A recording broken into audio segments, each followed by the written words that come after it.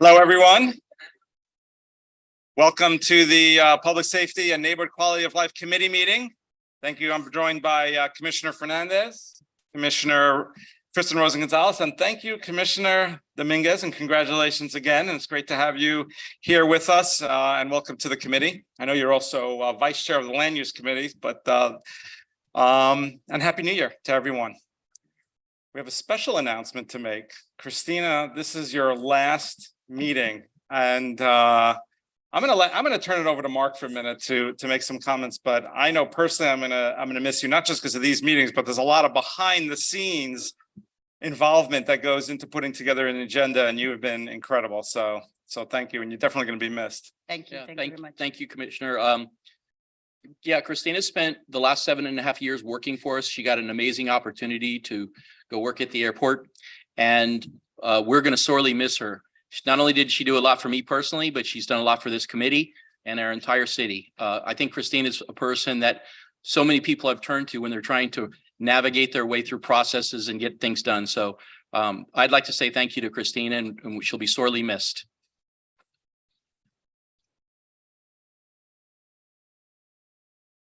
Thank you. I will definitely be missing all of you, and especially my neighborhoods meetings. And Mr. Chair,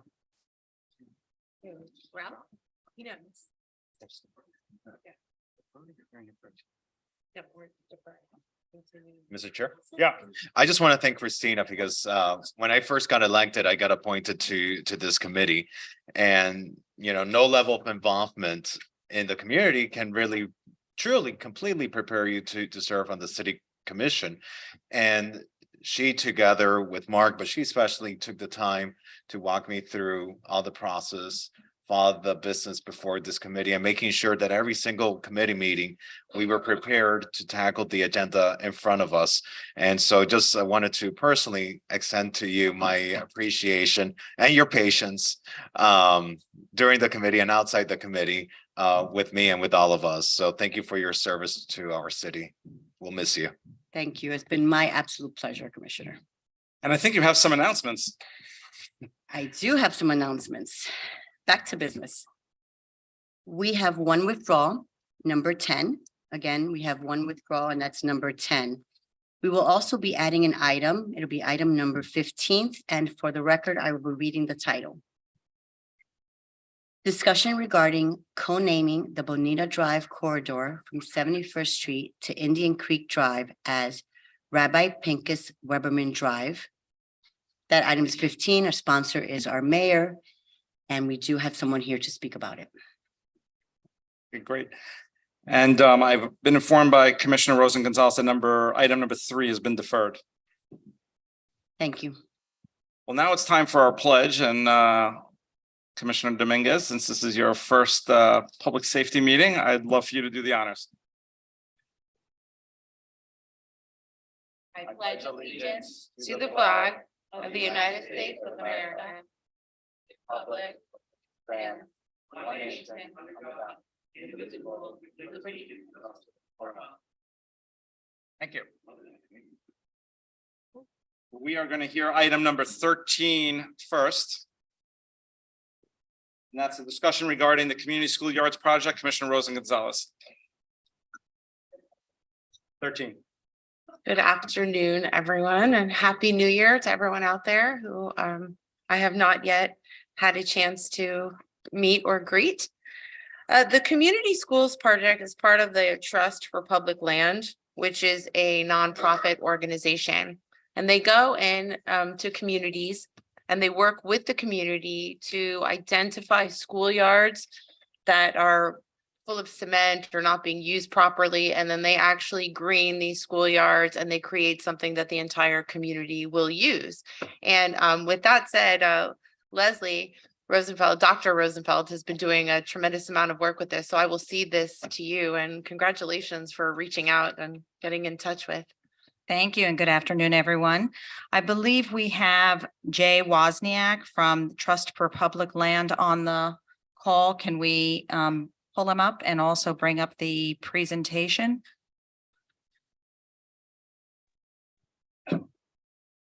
Good afternoon. Hi, good afternoon. So thank you all for this opportunity to share with the tremendous work that Trust for Public Land has been working on across the country for a number of years now. I am based in Atlanta, Georgia, where we have a schoolyards program, but want to spend a little bit of time over the next couple of minutes talking about the work that we do. If you could advance the slide, please. So for those of you unfamiliar with the Trust for Public Land, our goal is to connect everyone to the outdoors. We do that through a number of ways. We do that through our conservation finance program, where we work with cities, counties, and states to develop ballot measures to allow constituents to vote on funding for green space improvements in their communities. We do that through land acquisition and in working with communities to create access to newly acquired land. We do that through trail development and protecting existing trail systems. We do that through park development as well. And so park development can include everything from land acquisition through participatory design and through actual managing construction of parks, which is what I focus on within the Southeast. And the final way that we connect folks to the outdoors is through our schoolyards program, which is what I'm going to focus on over the next couple minutes. Next slide, please. And so the reason that we see a tremendous opportunity, no matter what community it may be, with our community schoolyards program, is because we know that there is a need for connecting everyone to the outdoors. Our community schoolyards are open to the community after school hours and are designed by the schools and the communities where they exist. As many of you can probably recall growing up, and maybe the schools that you went to, and maybe some of them were even open to the public after hours, they provide tremendous opportunities for learning, tremendous opportunities for play, community health, and climate resilience. School campuses are often one of the largest property owners in their respective cities and counties, and they have environmental conditions and features that lend themselves as community gathering places. Oftentimes, no matter what city they may be in, it's the schools that are identified as that lighthouse or that beacon within a neighborhood where anyone can feel safe, whether it's a student who goes there during the day or maybe even their families after hours. And so the work that the Trust for Public Land does always includes the school students, it always includes the faculty, and it includes the surrounding community to help envision, invest in, and implement a space that is utilized as an outdoor learning area during the school day and as a public park after school hours. Next slide, please. So many of you may know, or if you were to take a guess, but we estimate that 1 to 5% of schoolyards are open to the public and designed with features that schools and communities need. Next slide. But by redesigning these schoolyards and making them green and accessible to the community after school and on weekends, we can put a great park within a 10-minute walk of more than 19 million people across the country. And so this before and after shown here is actually one of several hundred projects that we've worked on in New York City, where there's substantial investment made, but incredible rewards and benefits that come once they're complete. Next slide. And so, as I've mentioned, we've worked on schoolyard projects across the country. Where I'm based in Atlanta, we are one of 12 schoolyard programs. We currently have 13 underway right now in Atlanta, with our most robust program taking place in New York City, where we actually started our work, where we're a little over 200 sites that we've worked on. But what ties all these programs together is how we are engaging with the community, connecting with the students, and responding to on-site situations that are often common in paved school sites. the third point here on this slide just shows how much water we've been able to divert, how much stormwater we've been able to divert from combined sewer systems across the country. So it's the green infrastructure that we add to our sites that ends up becoming a critical component to the sites that we work on. In addition to that, we're always planting more trees, and always looking at ways to improve these sites, not just for the students during the day and their families after hours, but for the overall environment and community all the time. Next slide. And so what does participatory design look like at each one of these schools? Well, it depends. Fortunately, in Atlanta, we've been able to craft an approach that has benefited the schools that we've worked at, where of the 10 Atlanta public school sites, 2 and pretty soon 3 schools will have received their STEM certification based on the curriculum and the lessons that we design, allowing the students to design their spaces.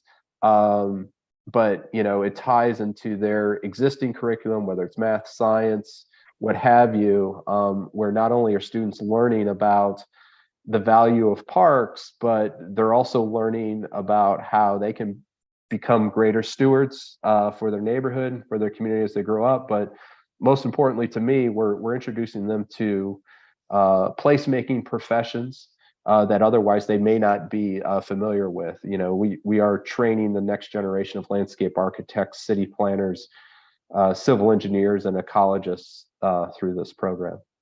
Next slide, please. So I mentioned stormwater capture. These are some photos from a project that we've worked on in Philadelphia. And so as you all know, much of the investment when it comes to challenging sites like this is a lot of it actually goes on underground.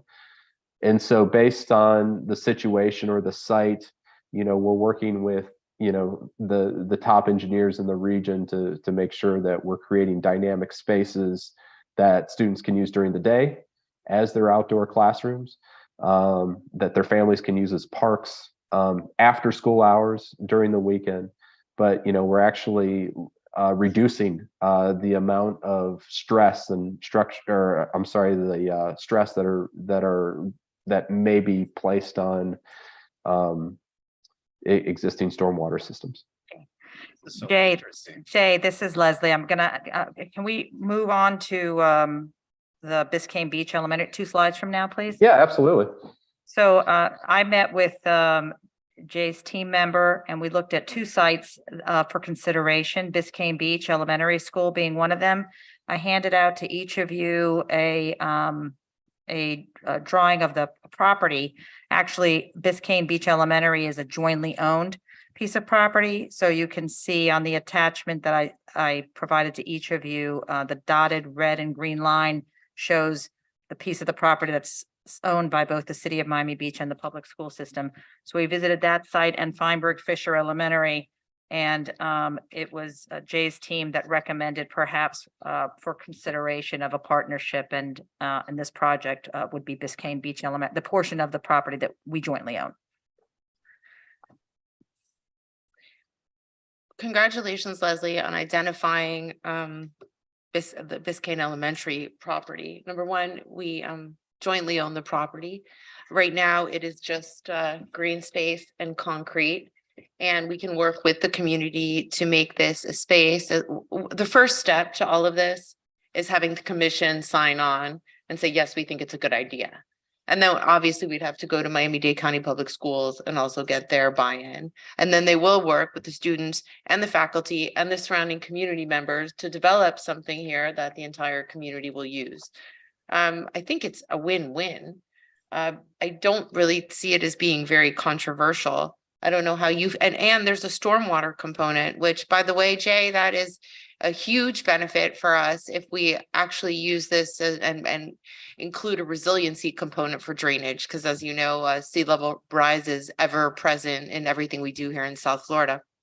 So how do you feel about this to start the initial process? Through the chair, if I may. I am so excited to hear about this initiative. Commissioner Rosen Gonzalez, Vice Chair Rosen Gonzalez, congratulations on this.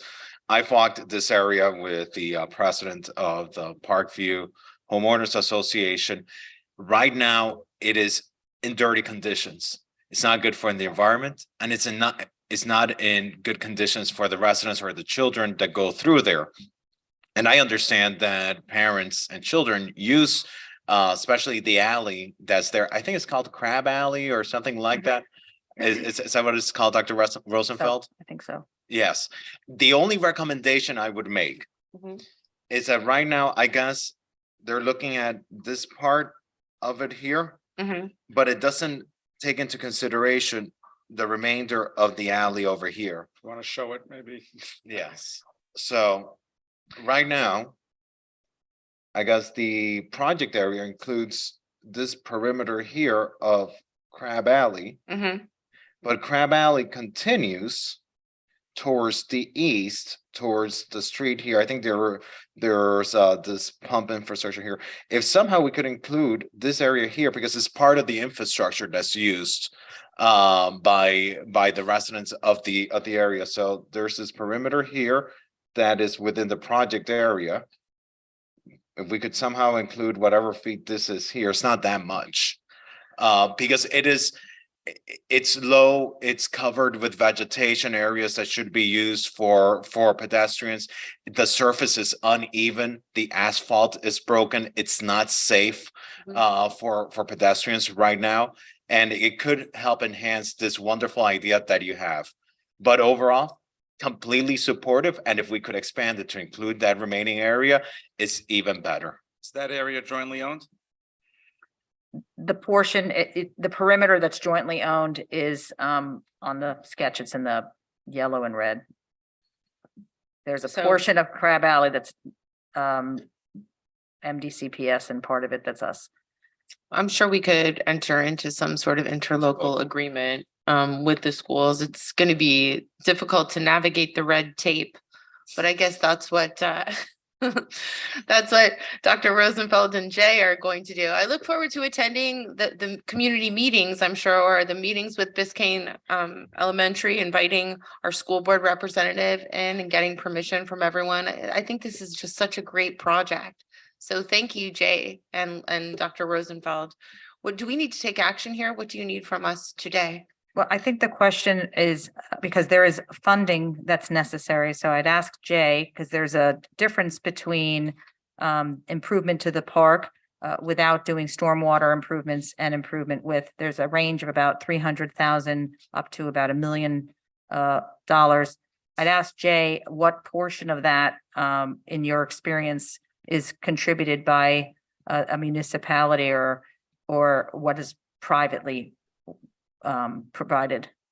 Sure. So the range by which funding is committed by municipality versus, private donations depends on the specific situation. I mean, we've as an example, here in Atlanta, we have the Atlanta's Department of Watershed Management, who is investing a percentage based on the specific project. And so they're only investing in the stormwater improvement. So I apologize, but it's hard to give a good number as to how much a green infrastructure or stormwater management investment would cost without knowing the specifics of the site. But typically any private funds would stay away from the investment of those stormwater improvements. We But did, I hope we that do answers your have a question. community redevelopment agency for that area that's been Okay. considered blighted, and it did generate $1 million this first year. This would be a wonderful way to spend the initial dollars of that community redevelopment. What is it? What is that acronym? Community? I knew you have RDAs, CRAs, Community Redevelopment Agency dollars. So we do have a funding source for this, and Okay. or we could pull it from stormwater and resiliency, but we would have to get this into the upcoming budget cycle. So I'm in favor of this. I make a motion to move this forward. Yeah, no, I'm supportive, but we have to get this, the school board on to agree, correct? Well, we jointly own the property, so when we seek to make improvements, it's a letter ask, which would be an amendment to our existing JUA. So doing improvements like this would probably be supported. I would ask Jay, in his experience working with school districts, what's the time frame, and if this is going to go into the next budget cycle as a potential enhancement, perhaps we have time between now and then to ensure that they are on board and supportive. Well, if we get the commission to agree, and I don't know if we do this via resolution, we could, I would make a motion to move this to the February 1st agenda so that we can show that we're supportive of this and we can Second. move forward and get the school board to buy into this too, and then try to find the funding, which, by the way, the CRA funding, they need anywhere from, we might have to contribute toward the stormwater portion, but that's a great way to start the CRA spend, and something that everybody in the area, it's not a lot of money. I think it's one of the things that, through the chair. Sure. At some point, we may want to look at, as part of a separate discussion, not this item today, should we look at expanding the CRA? For example, Parkview Island. Parkview Island does not fall within the boundaries of the CRA, but right now, we have the study on water quality that I sponsored at the city commission, which the city manager advanced, that's looking at what are the improvements that need to be done to address the recurring water quality issues there. How are we going to fund those improvements unless we have, access to funds like the funds that could be generated by the CRA? So at some point, I would like to see, Mr. Attorney, an item on the agenda about the possible expansion of the North Beach CRA. Not just, because this came up literally in the first few months after I was elected, so before you're on here, it's a long process. It involves county, as you probably know, you were at the county to work. So I'm not, and I know this issue came up, and I don't remember all the details. I don't know if you remember, Rob, but there was, but. Okay. If As look, long as if you're we're- well aware. I remember the county side of it. That was a fun. If we're committed to this, then I can also, I had our state senator reach out and ask me about appropriations. This is the type of resiliency funding that I think the state of Florida would also contribute to. So if we move forward and get the permission to do this, I think the funding, we'll be able to find the funding. Okay. So I'm in favor. We're going to make a motion to move this forward move Okay. this forward via resolution to adopt this. Yes. All right, Commissioner, I'm not the chair here. Wait, hold on. Did you? No, and listening to the presentation and reading more about the program, I think it's fantastic, and hopefully it'll be something that will be supported by the commission. We Great. can find Yeah. funding. This school, but we haven't invested any funding in Biscayne Elementary in forever. So giving them some love, I think that whole area really needs it. Yes. Make a quick comment, Joseph Magazine, 650 West Avenue. As a father of a 6-year-old, of course, I'm supportive of anything that improves education in our city, but also approaching it from another angle where also we could explore further funding. Just this morning, I was at the board of directors meeting for the Miami Downtown Development Authority, and they are tasked with economic expansion, bring companies to the city of Miami. And it was noted by one of their BOD members that the single biggest impediment that they've received feedback for moving companies to Miami is the lack of quality education, especially for middle management. Older senior executives are fine, younger people without children are fine, but the single biggest caveat that companies and people, professionals had moving down here was the quality of education. So not only is it important for the existing community to improve education every chance that we get, which I think this clearly does, but also from an economic development perspective, that could be a catalyst to further enhance that. So thank you all for your dedication. Thanks, Joe. Okay, I think we have, thank you. Great Dr. job. Rosenfeld. And if you need anything from us prior to the meeting, we'll meet again before February 1st. Thank you, Dr. Rosenfeld. Great. We're gonna go a little bit out of order today. We're gonna hear item number 15. This is a Mayor Gelber's item. It's a discuss co-naming Bonita Drive corridor from 71st to Indian Creek Drive as Rabbi Pinchas Weberman Drive, and we'll talk more about Rabbi Weberman, but he was an incredibly special person who obviously has strong ties to the police department as chaplain for many years. Who's going to Would address you like this? to open up to public comments? Sure. If anybody else on Zoom would like to make public comments, please raise your hand.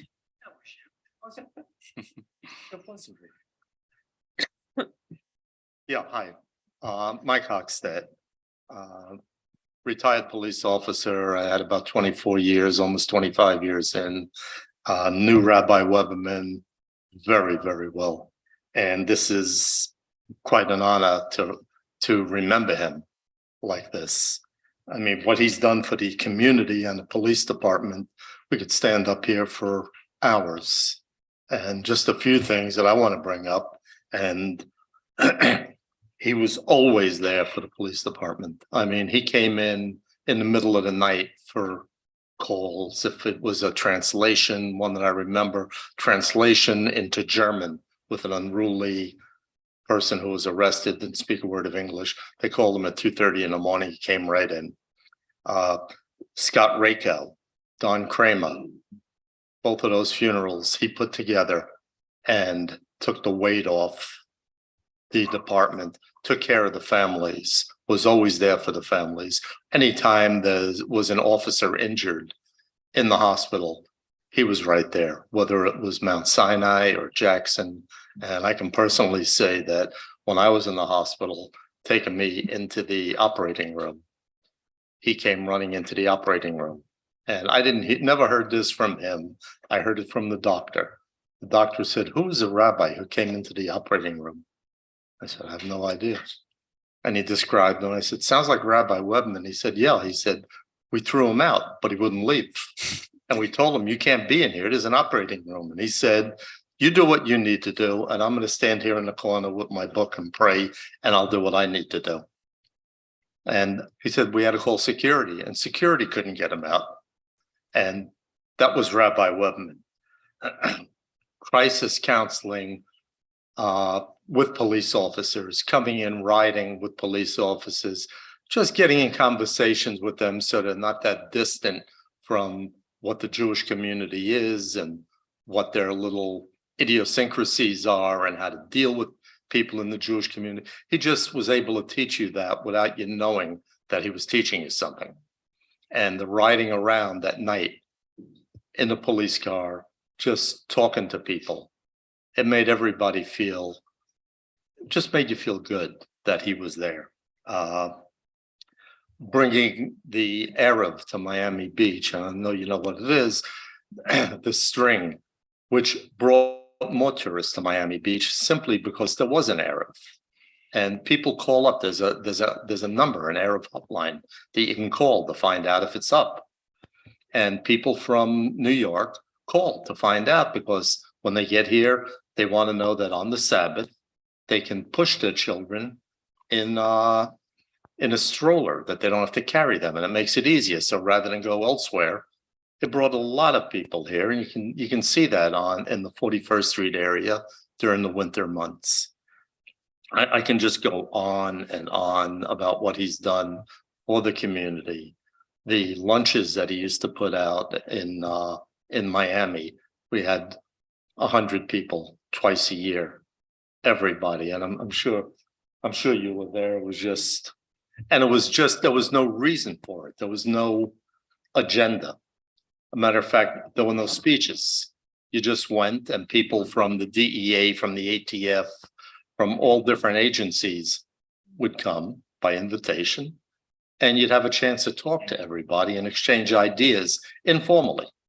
I've been trying to, state attorney was always there, Catherine Fernandez Rundell. I've been trying to get in touch with you for, like 3 months. What's wrong? And you'd be able to approach him. And it was just, he did all of this, and everything was really behind the scenes. It's interesting. You offer a very different perspective. I've heard so many people talk about Rabbi Weberman from the Jewish community and his greatness, but also from the police department. And you actually are the first person I've spoken to that kind of brings it both together. And is there, just my perspective, I know we all knew him. I actually had not met him till I was a candidate running for office here.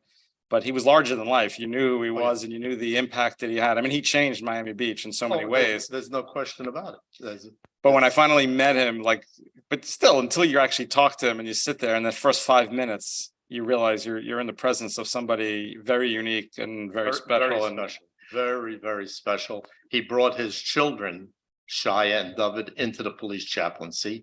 He actually was, I guess, the first chaplain that I know of, I might be wrong, in Miami Beach. He set up the chaplaincy program and training. And we had that here, I don't know, maybe 10 years ago, where chaplains from all over the state came. And we had a 5-day training seminar. Okay, Commissioner Rosen Gonzalez? Yes. I believe that he also brought the primary mikvah to Miami Beach too. That was Rabbi did. Weberman, along with the Arab. Yeah, there's a colorful story that I can't remember all of the details. There's like a fight over the mikvah, but because of him, there is a mikvah, which is one reason why a lot of families come here, along with the Arabs. Yeah. Because when you get into the different groups, it should be like this, it should be like that, it should be, 6 feet, no, it should be 6 feet, 3 inches, But he was the one who was responsible for getting the mikvah on Pine Tree. Commissioner And- Fernandez? And I just want to thank Mayor Gelber for bringing this item. We need to recognize the life of individuals like the rabbi and their contribution, especially in the work of chaplain. That's a very special vocation. We often recognize the work of our law enforcement because of the heroism involved in it, the reflex that they require and the bravery in that. But they are also human beings and they need support and they need spiritual support as to the victims that they're encountering. And that's where we're such a special city, because individuals like the rabbi were there to lend that support, to be that voice of comfort and understanding at tense moments. And so I'm so happy that our city is discussing designating this street in his honor, because we need to make sure that in posterity there continues to be that inspiration, so that there continue being individuals who work on mikvahs, who work in chaplaincy, which is such an important vocation. Even the Erav around the city, which he was so involved with. We need to continue those traditions that make Miami Beach so special. So I'm very happy to support this. I thank our mayor for placing it on the agenda. And most importantly, I think we need to thank in posterity, posthumanly, Rabbi Weberman for his service to Miami Beach. Thank you for that. Just one more thing as far as chaplaincy goes, what also goes with it. I was a hostage negotiator, and my partner who was with me was a sergeant at the time. We had a case on the Days Inn on Collins Avenue, 43rd and Collins, 42nd and Collins. And after approximately an hour, a guy was sitting in the window, ready to jump, push himself backwards. And we got into the room. We were there for approximately an hour and a half, trying to talk him down, talk him in. And he made up his mind. He came here to kill himself. He went to Disney, came back to the hotel, and he was ready to do himself in. And he pushed out himself, went out the window. Myself and the other officer lunged at him, tried to grab his leg. We couldn't. It just slipped through our hand and he went out and he's dead. Naturally, we had to go see the police psychologist. My partner didn't feel that he wanted to be stigmatized by the department sent me to a psychiatrist. So the alternative was, could we go see chaplain? And I said, yeah. And he was dead set. He said, I'm not coming back. I'm not going to see a psychiatrist for whatever reason. And how about Rabbi Weberman? I said, oh yeah, I'll go see him. And we went and we sat with him for a couple of hours, talked to him, and everything was fine. He gave us a clean bill of health, and So I mean, there's a lot more to, just, he's the chaplain. He was also a great human being. And he We actually have some callers. I want to hear maybe some, so I think some Yeah. people calling in. I'd like to hear from them. Yes, before you go ahead with your motion, we will open it up for public comments. Everyone will have 2 minutes. And we will start with David Weberman.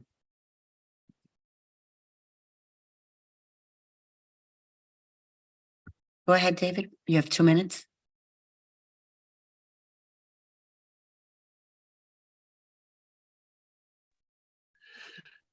Good afternoon. My name is Rabbi David Weberman. I'm the third child of Rabbi Pinchas Weberman.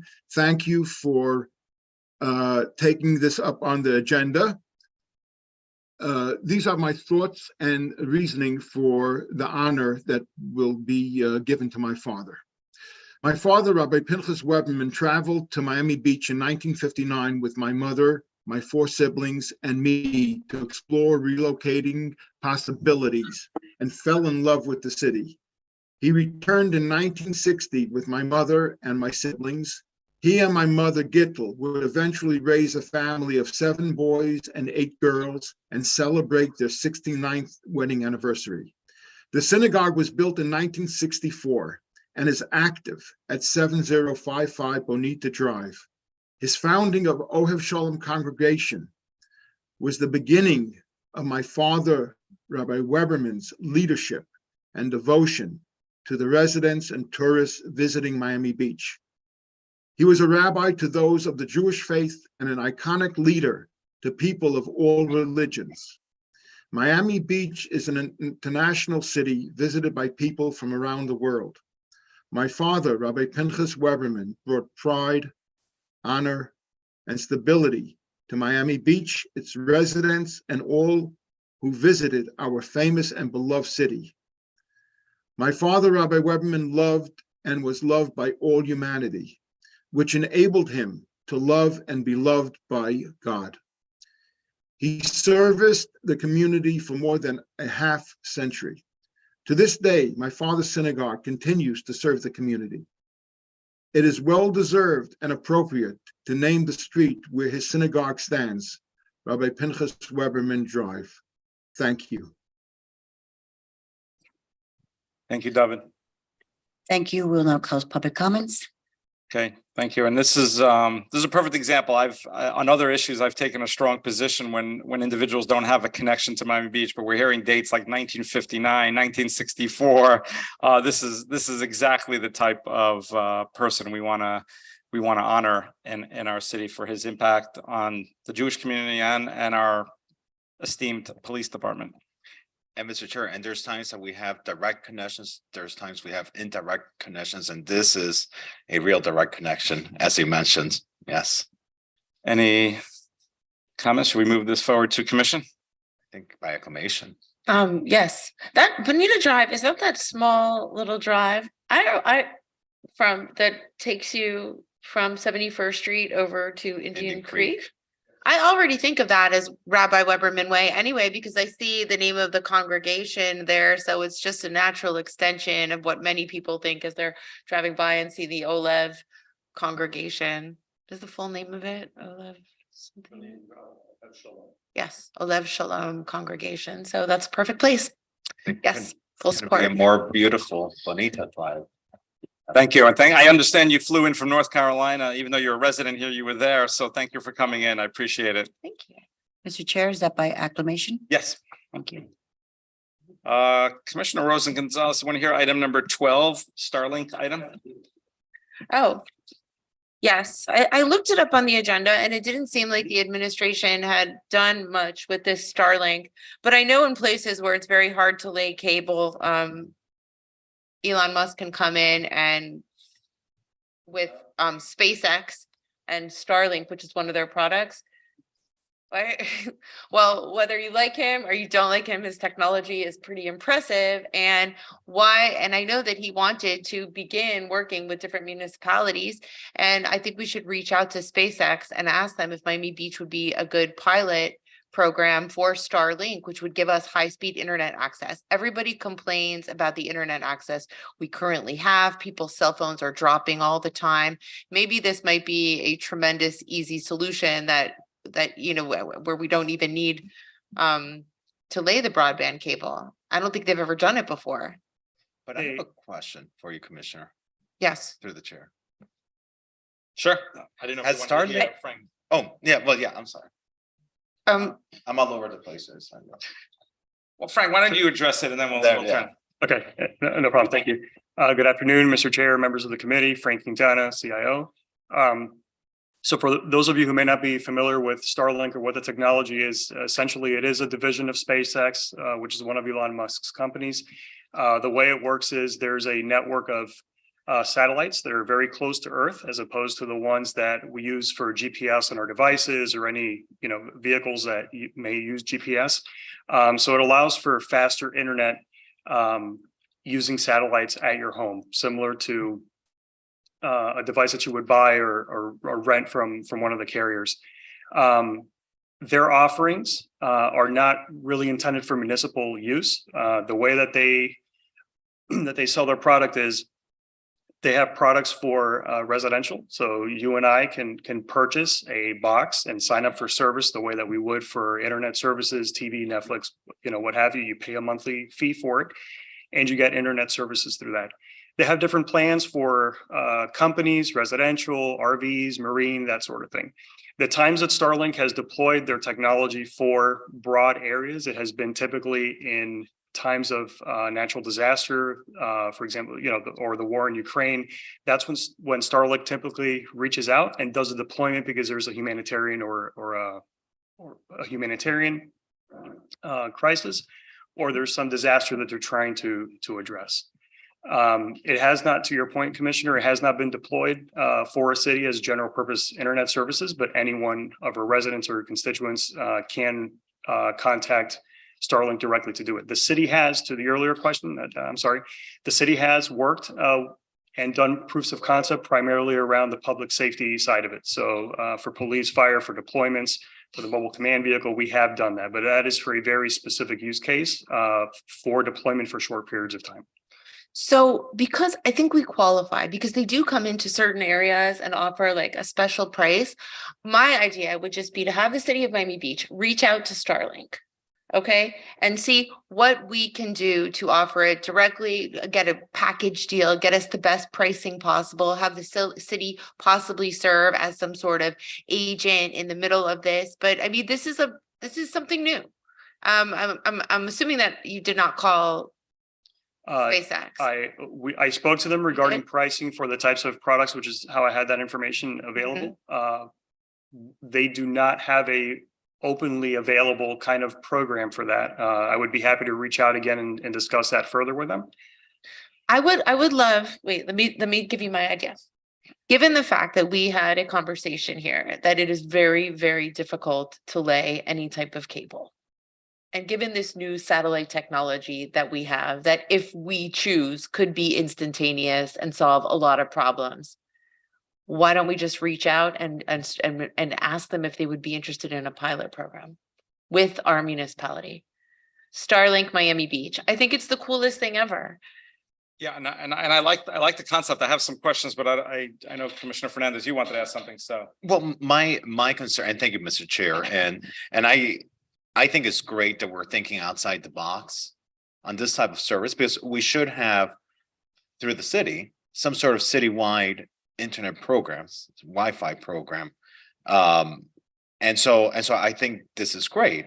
What I want to see in support of what you're saying is reach out to them, make sure that it's reliable and that it provides the speed that our residents need in order for it to work. So I don't know exactly what that is, how we measure speed and how we measure reliability, but that when we reach out to them with what the vice chair is mentioning, that it's together with the criteria that we need in order to make it truly a successful program, because we should have something like this. We should have some sort of citywide program for internet. If it's been done in war zones, how can it not be done But it in an doesn't, area like this? but I'm not necessarily saying that Miami Beach should pay for everybody to have Wi-Fi. I want people to be able to, people are gonna pay for their Wi-Fi, but the city of Miami Beach is going to act as, I don't know, we have to reach to have some sort of collaboration with them,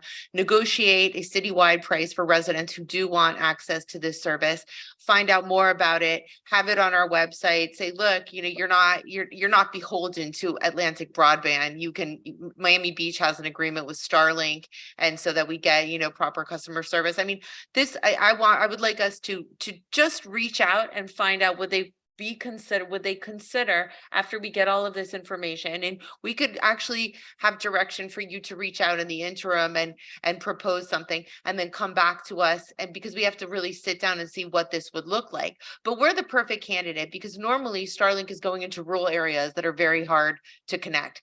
For whatever reason in Miami Beach, and I don't know if this happens to you, my phone dies all the time. When I'm talking to people, I'm getting a signal dropped. And I think it's because Lucky I never have that happen. you don't have that happen? That Oh. Atlantic breeze thing is not too great. I get more We've complaints heard your about opinions. Atlantic Broadband. So I'm just trying to find a solution and a reliable alternative. I would like them to just have the satellites boom right over Miami Beach. We could have the highest, fastest, non-dropping type of network that we could imagine for our homes. And, you know, especially given the fact that we have storms all the time and cables just any type of Atlantic Broadband cable, it just goes out when we have a storm, and this would completely fix that too. Well, I love what you're Stormproof. proposing, because what it sounds like to me is that you're trying to make a service available, assuming that it's going to be high quality and it's going to improve service, and really at minimal, if no expense to Miami Beach. We're sort of doing the work on behalf of the residents to get it offered, but ultimately, like any other provider, the resident will have to pay for it, but hopefully at a reduced rate and quality service. And maybe they want to co-brand with us. We don't know what that looks like, but I would love for you to reach out to them again. Did they seem interested when you spoke to them? Not about this type of program specifically. It was more about how we can circulate information for residents and for commercial entities to be able to sign up for their services like anyone else would directly with them. And you can order the kits on their website and sign up for services there. So that's available today. I'd be happy to reach out to them and ask this question specifically doing something regional. But if I can address some of the other. Sure. I'm sorry. Please. Oh, no, I didn't want to interrupt you. Yeah. If I can address some of the other comments that were made, because I think there's a lot to unpack here. So the cellular portion would not be addressed by adding an additional internet provider here to the city necessarily. So there's a clear distinction between those two things. To the comment about this works well, or it's deployed in war zones, and what that does for speeds, because speed and quality of service is something that we're obviously looking at as an organization. The reason that is so appetizing to those types of situations is satellites allow you to deliver services line of sight or fairly close to it. So you need to be able to see the sky, right? And there is a lesser expectation of good service when you're in a crisis situation or when there's a storm or a natural disaster than if you or I were at home wanting to stream videos or search the internet. So the speeds that are available are much faster than traditional internet speeds, but they're much slower than what would be available through fiber or through some other type of physical connectivity. Anything that's done over the air is going to be slower. So there is a difference in expectation with the technologies. And that's, I think, an important differentiation to make as we kind of continue this conversation. While Atlantic Broadband specifically, we've discussed, several times how their quality of service and technical support and customer service has not been great. There are other carriers, and we circulated a list of some of the other carriers that are available here at the city. Maybe we could work with communications to maybe circulate that some more if the direction is to do so. To your point, yes, we can definitely reach out, but I want to make sure that we're tempering expectations on what exactly we would be getting as far as speeds. Because the technology is different. Why don't we order a kit and you try it out and you tell us what you think? So the city has done that. Police and fire both have kits that we've used. Oh, so they're already using Starlink. They already are using Starlink, but it is for very specific use cases for special events, for the mobile command vehicle. Some of our forward deployment teams used it when we were out in Fort Myers, for public safety. But again, that is for a very specific need. And we're not doing things like streaming video or anything. It's for basic communication to be able to kind of conduct day-to-day business. Have you tried the streaming capabilities of it? The streaming capabilities of that are. Yeah, so yes, we've tried the streaming capabilities of it, but again, that depends on what the expectation is, because if you're going to have a household with several people in the household all watching Netflix or streaming Disney Plus or watching, YouTube, the more people you have on a connection, the slower it's going to run, right? So there are a lot of variables that are in there. It's definitely an option that we can look at. I just want to be clear that this is not meant to be a direct replacement for traditional fiber type of connectivity the way that some other carriers would provide to residents. But I have a question. Okay. I think though it is smart to think in advance, because from what I'm hearing from you, it's good for certain things. It's not good for everything. But the one thing that it is good for is for emergencies. Yes.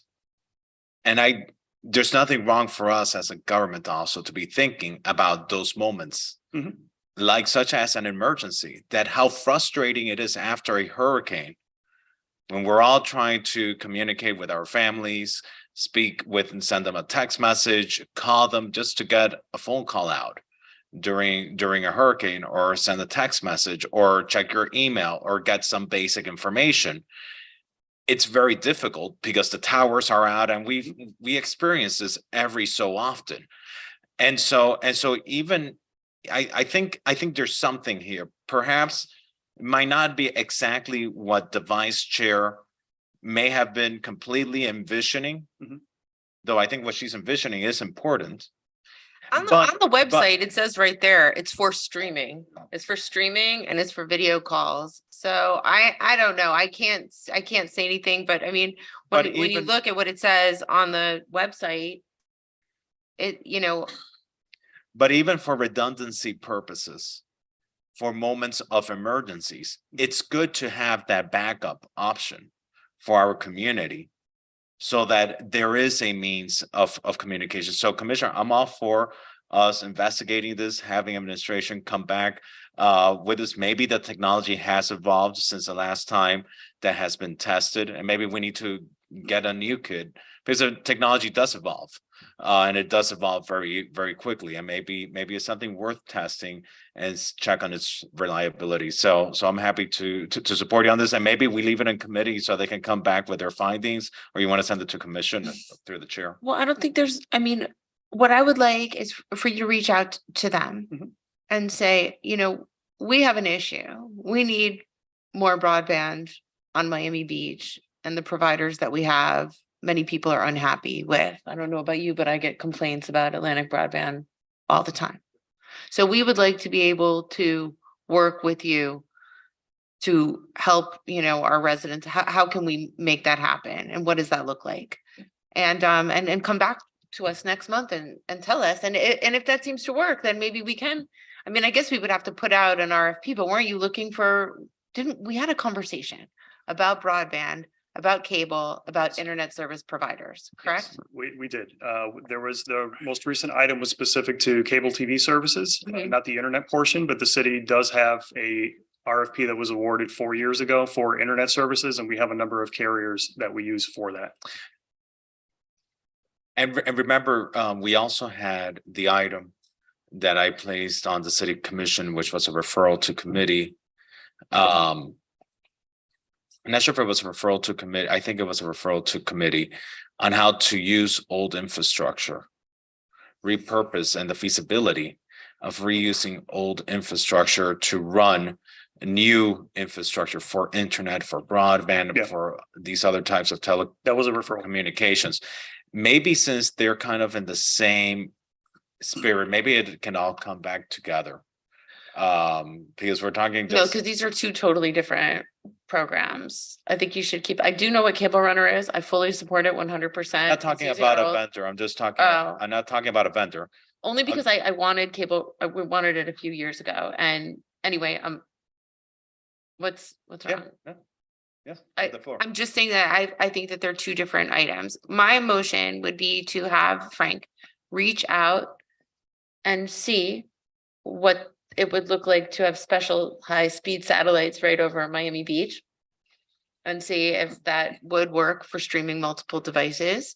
And then recommend this to every single person who calls, or I don't know if it means that we have a local, if Starlink opens a little service center. Because everything does need a service component. Maybe this does not, maybe they just ship something out. But see what our partnership would look like with the city of Miami Beach, because it's something brand new. And if we don't like it, then we say no. I like it. I Okay. like thinking outside the box, no harm. Frank, is 1 month enough? I will reach out this, end of this week, beginning of next, and see if there's a delay where I feel that we won't be able to get a competitive, or a complete response from them in time for the next committee meeting. I'll ask for it to be pushed. Think of how cool you would be, Frank. If you were the first municipal IT guy who brings Starlink to a municipality and has, everyone using it. I mean, I think that's groundbreaking. You would be the first, and there's nothing better than that, right? That's right. We will certainly do our homework and get back to you with whatever our findings are. Wow, that's a motivator. Thank you.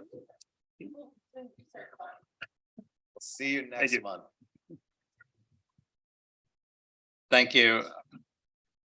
Why don't we hear Commissioner Fernandez?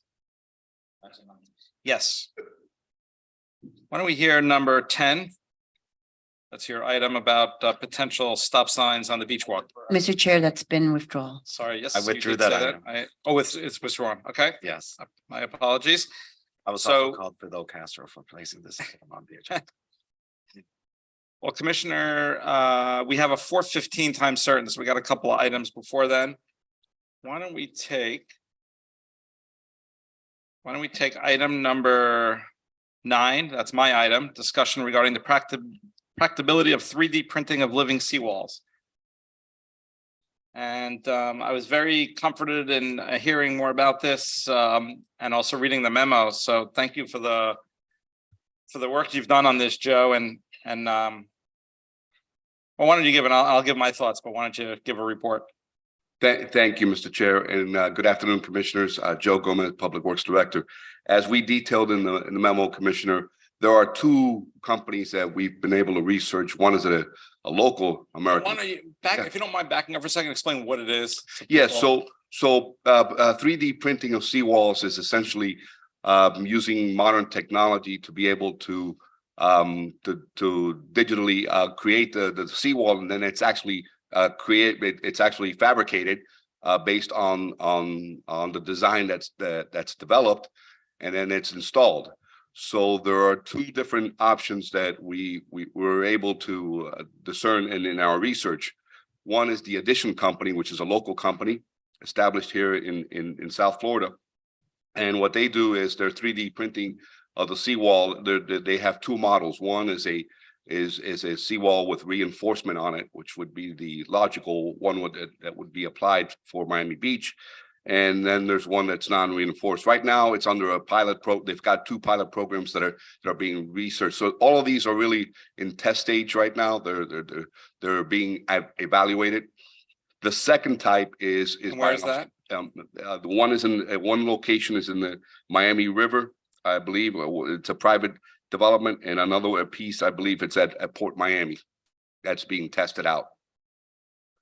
The second option that we looked at was an Australian company. And the difference there is what they do is they develop these tiles that are actually mounted onto an existing seawall. And what they do is they create the environment for organisms to grow and so forth. So the purpose of these is really it's almost like it creates a living shoreline, if you will, over time.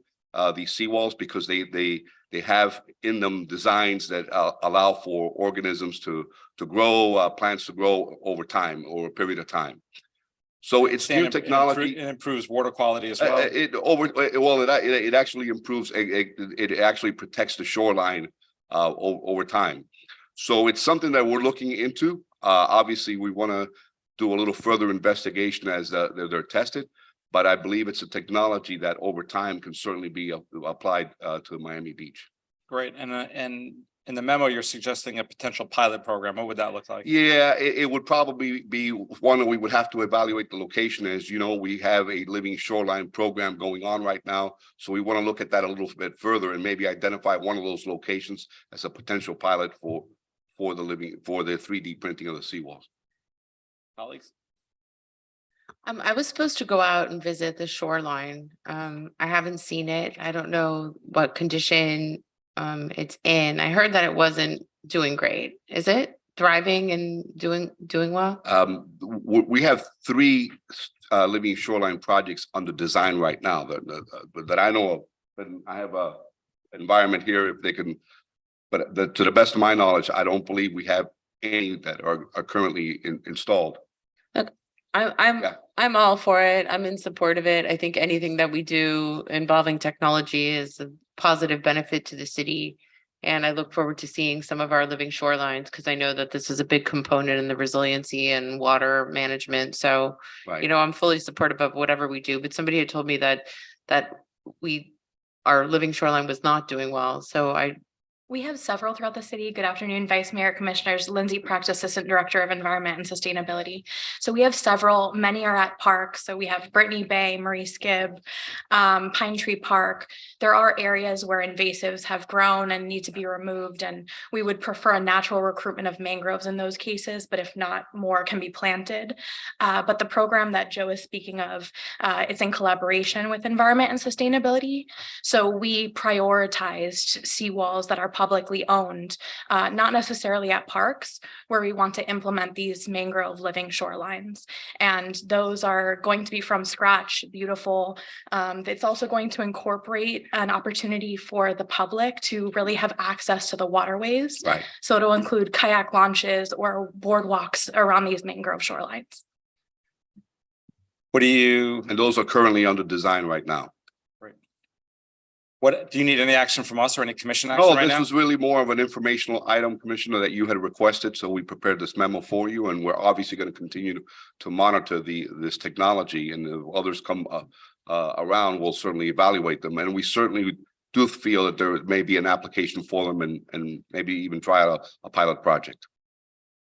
Okay, so I thought we were ready for that pilot. Sounds like you're still in the I investigative think we phase. probably need a little bit more time to evaluate what the technology out there, the 2 pilot projects that the Addition company has going on right now. We want to look at them a little bit closer before we make a recommendation to you to go ahead and come in with the pilot project. But I think that's in the works. I mean, we certainly can come back in a few months and provide an update to you. Mr. Chair, so there's a pilot program going on. There's 2 pilot programs going on. Pilot. Not in Miami Beach. You were saying in No, Miami yeah, River there's 2. The Addition company has 2 pilot projects right now in the works. None of them have to do with Miami Beach. But those jurisdictions went ahead and proceeded in doing these pilot. One is a private project, is for a private development, and another one is a public project. But I would imagine even with the private development, I'm sure they had to get some sort of class 1 permit from PERM absolutely. and all these other Yes, sir. regulatory approvals. So at some level, there was jurisdictional approval Right. for these pilot programs. If these other jurisdictions did it, why wouldn't Miami Beach? Even, I mean, why don't we do our own pilot? I'm game. We don't, I mean, sometimes we look at what other jurisdictions do. I tend to think we're better than other jurisdictions. We have access to better resources, to better staff. Why do we wait? I think sometimes our twist and our way of doing things could be better than what other places do. And we could go ahead and, test something without waiting for Miami or another place to complete a pilot program. We might teach them something. We're certainly not opposed to a pilot project. like I said, I think we wanted to do a little bit more research before we come back, and make a recommendation to you, but certainly, we're certainly not opposed. And I think to Joe's point also, Biscayne Bay in general has become an algal dominated community. So it used to be rich with seagrass and corals and other important species. And right now there's not enough data to show what will foul or grow on these living seawall panels. And so I think at the time we were waiting to see what the results were and what would grow on these panels. We wouldn't want to add to an already algal dominated community. So then this would go on public seawalls, Yes, which because- is obviously only Yeah, a small because percentage of our total seawall. 5 miles out of the 55 Right. miles of seawalls that we have in Miami Beach are publicly owned. Yes, sir. And do you have a sense as to how large an area the pilot program would be? It can be as small as a street end. It really doesn't need much to determine the efficacy. Yeah, I mean, we're talking about 50, 100 feet stretch.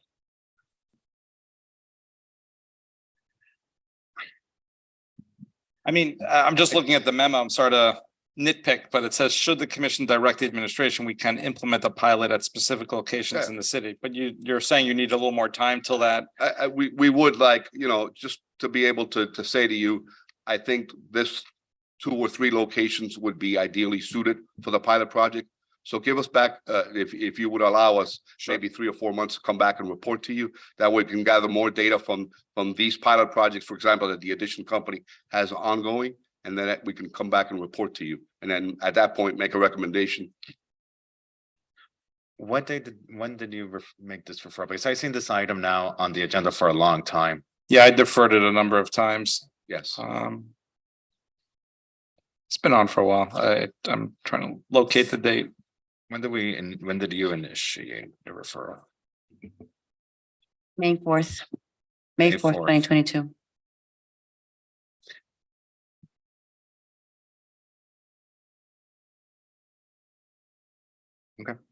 It's your item. It's Mr. Chair. Yeah, I'm gonna respect your request, and I know you've always been very responsive, Joe, on everything that I've ever worked you with. So I have, you have a lot of credibility with, as you do too. I don't need to sing a lot, but Joe has a lot of credibility with me that, he's working hard and making things happen. So is April work? Yes, sir. Yeah, Absolutely. All right, awesome. Thank you.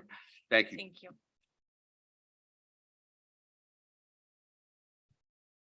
Okay, we have a 4:15 time certain on one of your items. I know it, but if we Which take one? another item, it's going to be late. So I'm thinking we maybe should tee it up. Item number 2. It's an item number 2 had a 4:15 time certain. Yeah, I was told that before the meeting. I believe there was a request from a resident, Sure. Okay. and I understand that you were not aware of it, and I was not. Yeah, so But I it's good to, it's for the benefit of the public, because public might be interested more than just one resident on an item. It's good if we could let the public know, let the committee members know as well when there's a time certain on an item, so we can let the community know.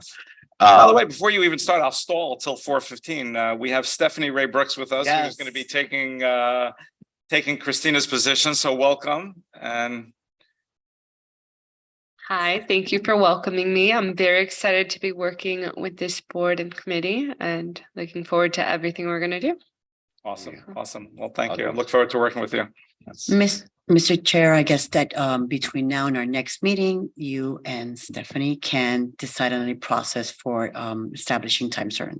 Yeah, absolutely. And I think what we'll have, because I do get requests from sometimes staff, sometimes residents, but just maybe the sponsor should.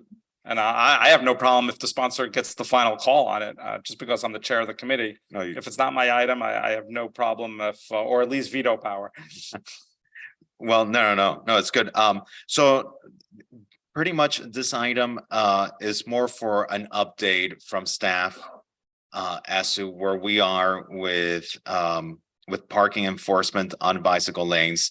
The reason why I placed this item on the agenda is because driving around our city, clearly we've expanded our bicycle infrastructure. But our bicycle infrastructure that we've expanded is not reliable.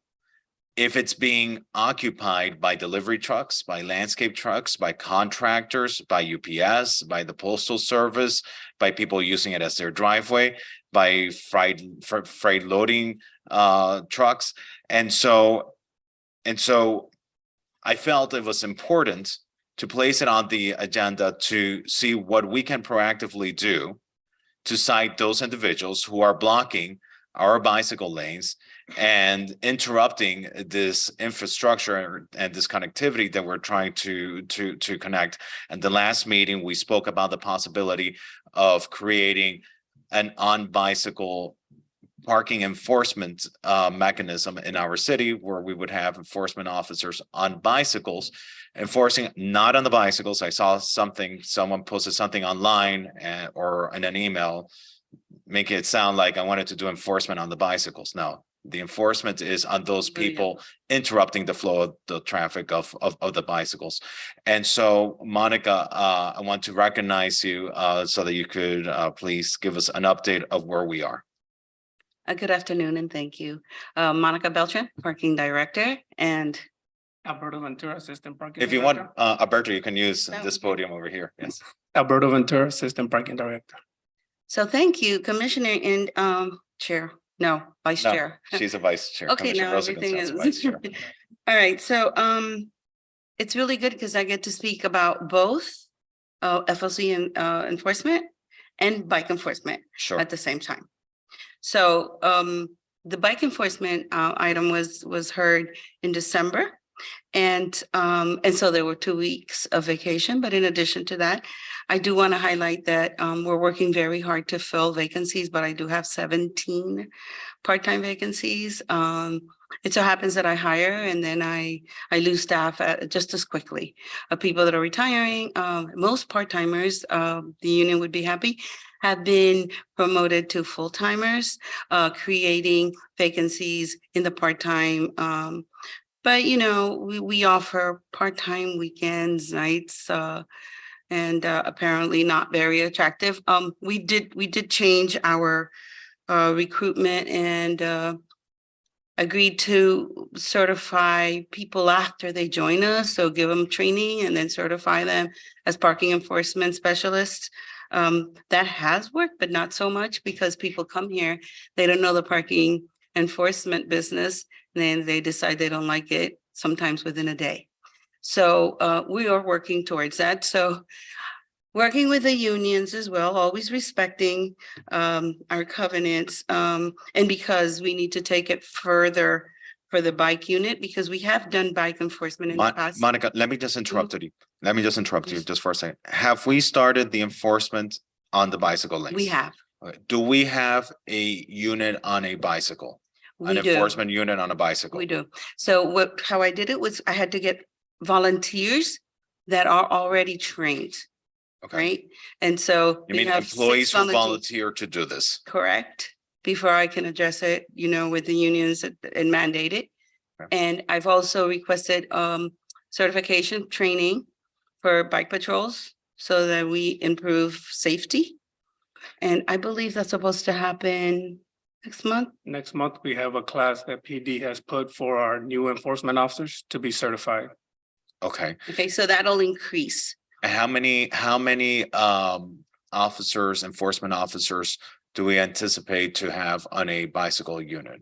So what we started doing, because this is a whole program, right? So what we started doing was the 41st Street corridor for the schools. Okay. This is where we started. And so school was out following and started Monday. So we started on Monday.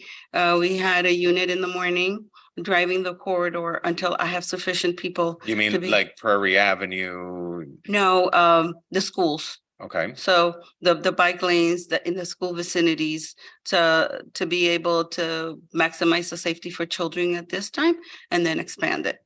And honestly, with such a small cadre of officers, what I need to do is concentrate mornings and then afternoons, like at several periods of time. So you're prioritizing the areas in proximity to schools. I am, Okay. just because children sometimes ride their bikes to school or parents are with them on bike lanes. So that's what we started doing. Because I've noticed for example, even in North Beach Elementary, some of our smaller residential roads that have bicycle lanes that lead to the school, even within the residential neighborhoods, they get, that's some of the worst that I see.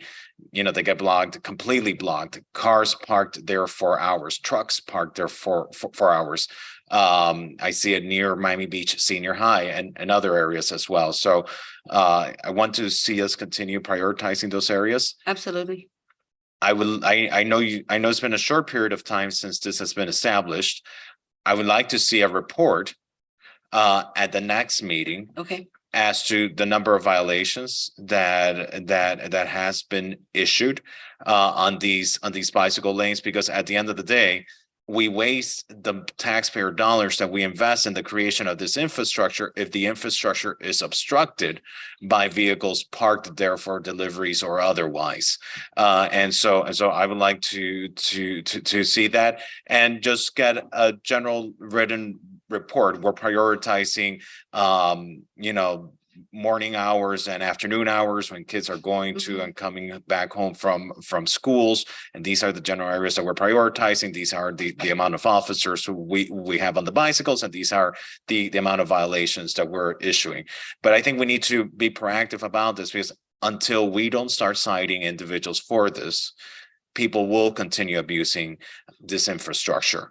And it doesn't, and we create a false sense of safety, a false sense of connectivity when we allow that to happen. I want to recognize Matthew, because Matthew was who came up with the suggestion of the bicycle enforcement. Now, talk to me a little bit about enforcement on the freight loading zones. Because when people are parked in our freight loading zones, it pushes the trucks then into other areas like the bicycle lanes. So tell me where we are with the enforcement of that, with the collaboration with police and with the citations. So Commissioner, in November, we issued 462 citations for freight loading, and that was parking. And we towed 167 vehicles from freight loading zones. That was November. And this was prior to the commitment with PD to start the enforcement as well. So in December, when PD started joining us as well in the enforcement, we issued 795 citations. How many? 795. 795. And we towed 297 vehicles. From freight loading zones. Yes, and in January to date, we have cited 227 vehicles and have towed 114 vehicles. PD for December cited 249 vehicles and towed 103. And for January to date, they have cited 65 vehicles and towed 25. In total for parking, November through January yesterday, we've done we've issued 1,484 citations and towed 578 vehicles. PD has issued a total citation 314 and towed 128 in like a month, less than a month and a half. Let me ask you, Monica, currently, our freight loading zones, I know that operates by hours, that we have Correct. designated freight loading zones by hours. And right now, to what time do we have freight loading zone? So depending on the area and depending on the need, we do 7 a.m. to 11 a.m., 7 a.m. to 1 p.m., and 7 a.m. to 3 p.m.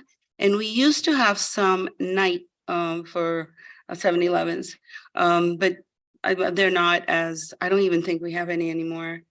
Because but- I'll tell you, one of the concerns that I get is during drive time, which is the worst, drive time or when kids are being dropped off at school or picked up in the afternoon, especially in the afternoons, it's a bigger issue because our freight loading zones tend to have expired by the afternoon in a lot of areas. And then what happens? So you have cars parked in an area that earlier in the day was a freight loading zone, which is great because cars need a place to park. Mhm. But unlike a truck, a delivery truck, a car can't go into a garage. A car always has that option of going into a garage. A delivery truck can't. And so then what happens when a car is occupying that space, then the truck is blocking traffic. Correct. So Have the- when was the last time, when do we regularly go back and check? These areas, has there been an increase in commercial uses, in uses that may need more delivery time? Have we gone back to check the effectiveness of the hours that we designate for these areas? Have we done a review of that? So when was the last time that was checked? So we're in transition, obviously, because businesses are starting to open. And for example, when after the pandemic, or before the pandemic, we went ahead and met with the trucking companies, et cetera. And what we found out was that the majority of, or many of the deliveries with the bigger trucks come from north, like West Palm, et cetera. And then they leave the city by 3:30 in the afternoon. And what we did was we actually took surveys at different times of our freight loading zones, and that helped. During the pandemic, or as we emerged from the pandemic, we had to change some times, for example, to accommodate Ocean Drive, because they were maybe not serving breakfast or lunch as they started, and we had to change some times. So every so often, and honestly, we haven't done it since the pandemic because businesses are still opening and we're still growing. But we'll be happy to conduct our surveys again to determine. Typically by 3:30, these trucks are leaving the city. Right. Because they usually work till 4 or 5 o'clock and then they go back to their hubs. Okay. Thank you for that information. I see that we have Matthew here, and I'm sure Matthew seems like he probably wants to speak, but but Matthew can go first. Are we opening up for public comments, up to the chair. Mr. Chair? Matthew, Yes, thank you. I want to, just state your name, even though Yes, everyone. we know you, Matthew but- Goltanoff for the record. I want to thank Commissioner Alex Fernandez on this. This is a great initiative that he's brought forth that's starting from this committee. It really is a big problem that we have when people do stop, even if it's just for a minute in a bicycle lane. Like anything else, your weakest link.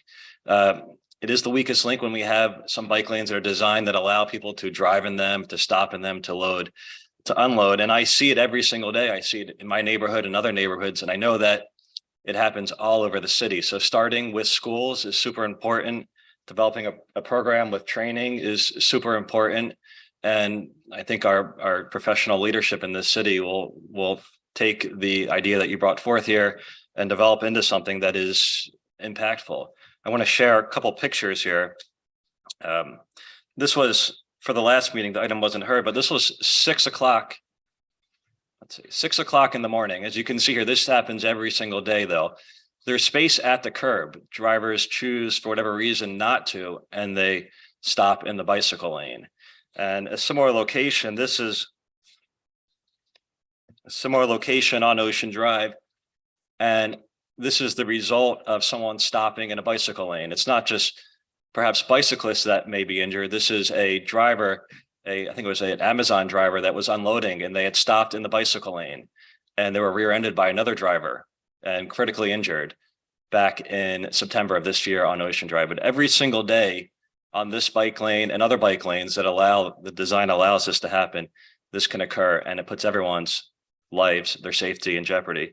So, I mean, kudos to you, Alex and Monica, for developing a program. I hope you have a lot of volunteers, and perhaps you could even, advertise a position that's bicycle oriented, so the people who sign up know that that's what they're going to be doing. But it's so important, and So I thank you I again. do want to clarify something, Matthew, and you qualified what you said, so that's very good. There is no excuse when there is curb space available, so somebody can pull into the curb.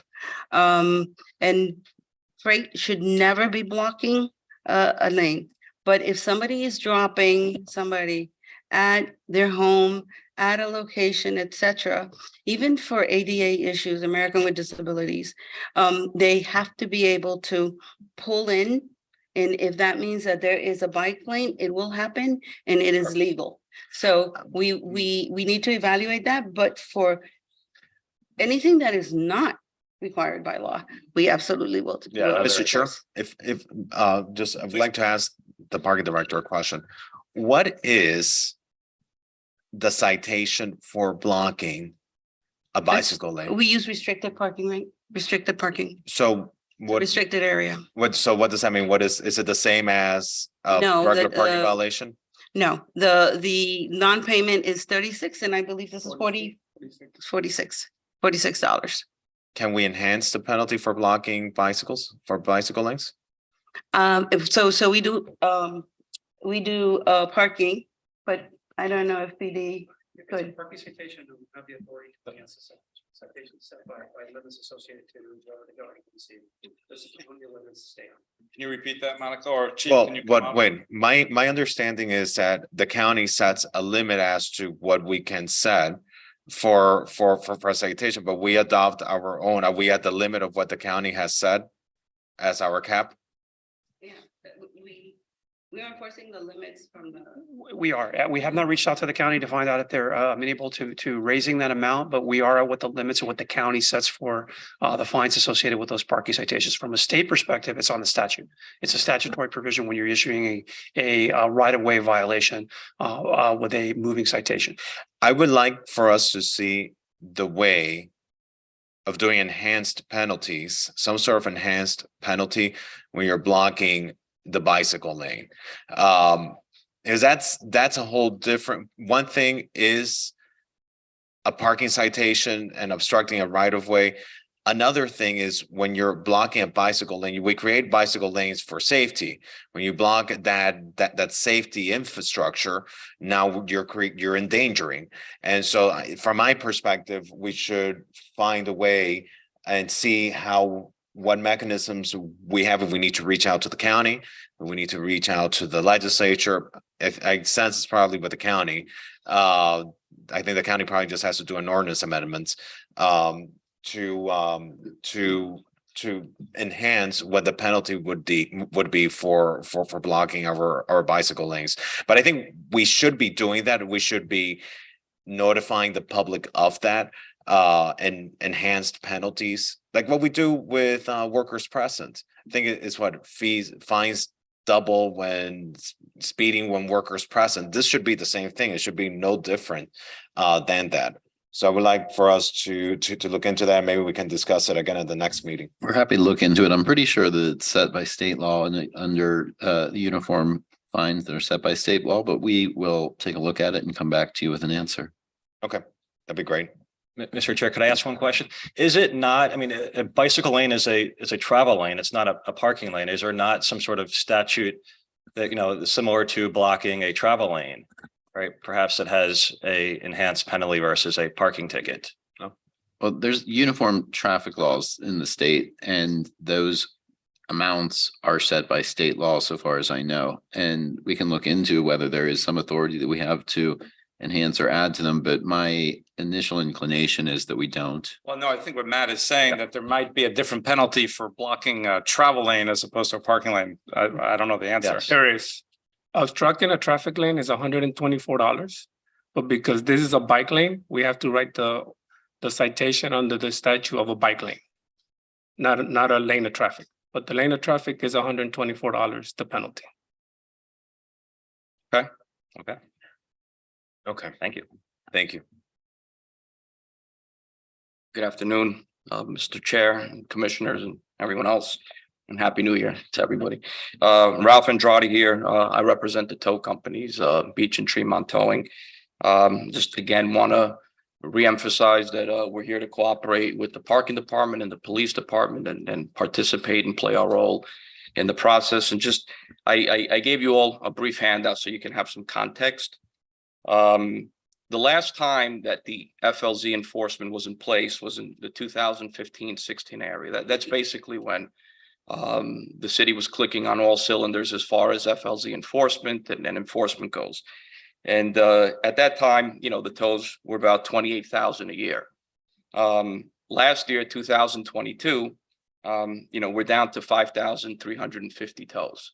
That's basically a 50% drop in enforcement over that period of time.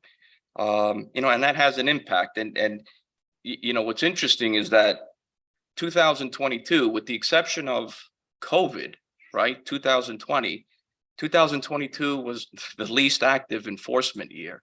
Now I understand parking, you know, is short with staff and they don't have, they're not clicking on all cylinders.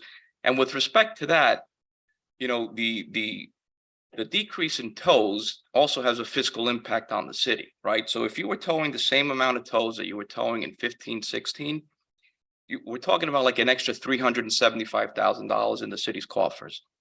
And if the city were to increase the permit fee to the maximum permitted by Florida law, that would be about $800,000, right? So to the extent the city is having problems attracting qualified folks to perform this function, you know, they could take that 800 grand and increase the hourly rate that they're paying folks, you know, use it for retention purposes, bonus, what have you. You know, the city is just in addition to the lack of, can I have another couple of seconds? In addition to the, you know, decreased enforcement, there's a true fiscal impact. And we, you know, there's like a cascading effect, right? Parking doesn't work without enforcement. No one's going to pay a meter or a garage without enforcement. If anyone can get a free ride, they're going to. And the word is sort of out that, you know, the beach really isn't doing the aggressive parking enforcement anymore, right? So with all this free parking, right, it has the effect of your parking lot revenue suffering and your on-street meters suffering because everyone's taking their chances and not paying for parking. They're parking here, there, everywhere. No one's getting a ticket. No one's getting towed. Or not no one. It's down about 50%, like I said, from that time. Anyhow, we're here to work with parking and the police.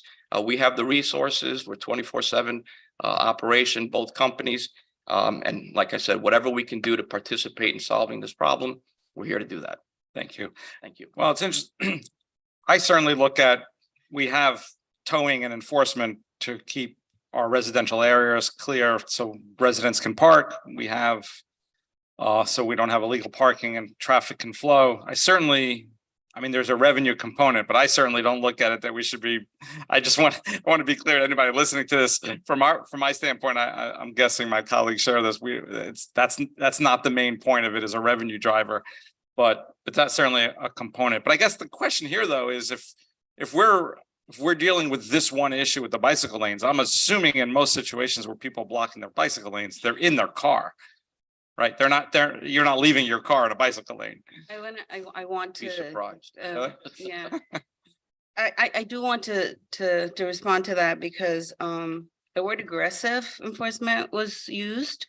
And it's pretty aggressive if you come here and make a mistake and you park somewhere and you have a $300 and something fine. I certainly wouldn't want to come back here. I'm fine with it, but I'm sorry, Monica, I have to tell you, I'm just one commissioner. Mm-hmm. I do think we have to be aggressive with parking enforcement in this city. If someone comes and they violate the law and they choose not to pay, and we're giving them multiple avenues through which to pay, which hopefully soon we will, that's their choice. I agree. They get the choice to park in a garage, but they choose to park in the street. The second choice is when they get out of their car and they choose not to pay for the parking. You know, Commissioner, I agree with you, but it is a these are not policy. people that are following the law. These are people who are choosing Right. to break the law. When you choose to break the law, the word has to get out Okay, And so anything, just around, just on any issue in Miami Beach. Because if we start saying if it's parking, then it becomes also then it happens then with open container, it happens, it's a trickle effect. From the get-go, that you step foot in Miami Beach, there is an expectation that you're going to follow the law. And if you do not follow the law, you're gonna get hit with a penalty. And whatever that penalty is, you yourself have subjected yourself to it because you chose to come to Miami Beach and to not do what was required by the law. to clarify, commissioners, so the policy of the city of Miami Beach is that we do not tow in municipal spaces for non-payment. We tow for restricted or safety violations. We do not tow for non-payment. We do cite for non-payment. And so I also want to highlight the fact that our revenue in lots and on street is up. I also want to highlight that when you enforce, like it has been said, the purpose of enforcement is to motivate people to comply, right? And so many times, and you will see here, the number of citations to the number of tows may differ or will differ. And many times people come right back, they already got cited. If a person, this is another policy of the city, if a person comes back to their vehicle, this is part of the permit, the person comes back to the vehicle before the vehicle has been hooked and taken, that vehicle is released. Okay, so our parking revenue, other than in garages, which it hasn't caught up, is up. It is even higher than pre-pandemic. And that's because of enforcement. Compliance in residential areas is up.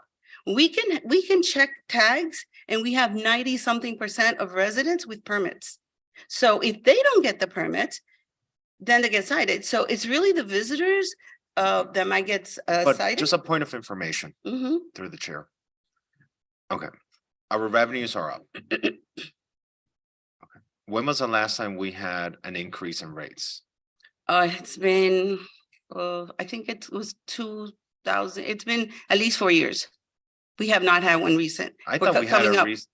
I thought there was a one more, I mean, I don't want to raise rates in any way. I'm Mhm. just, I thought we had a more recent increase of rates in parking. Not for parking rates.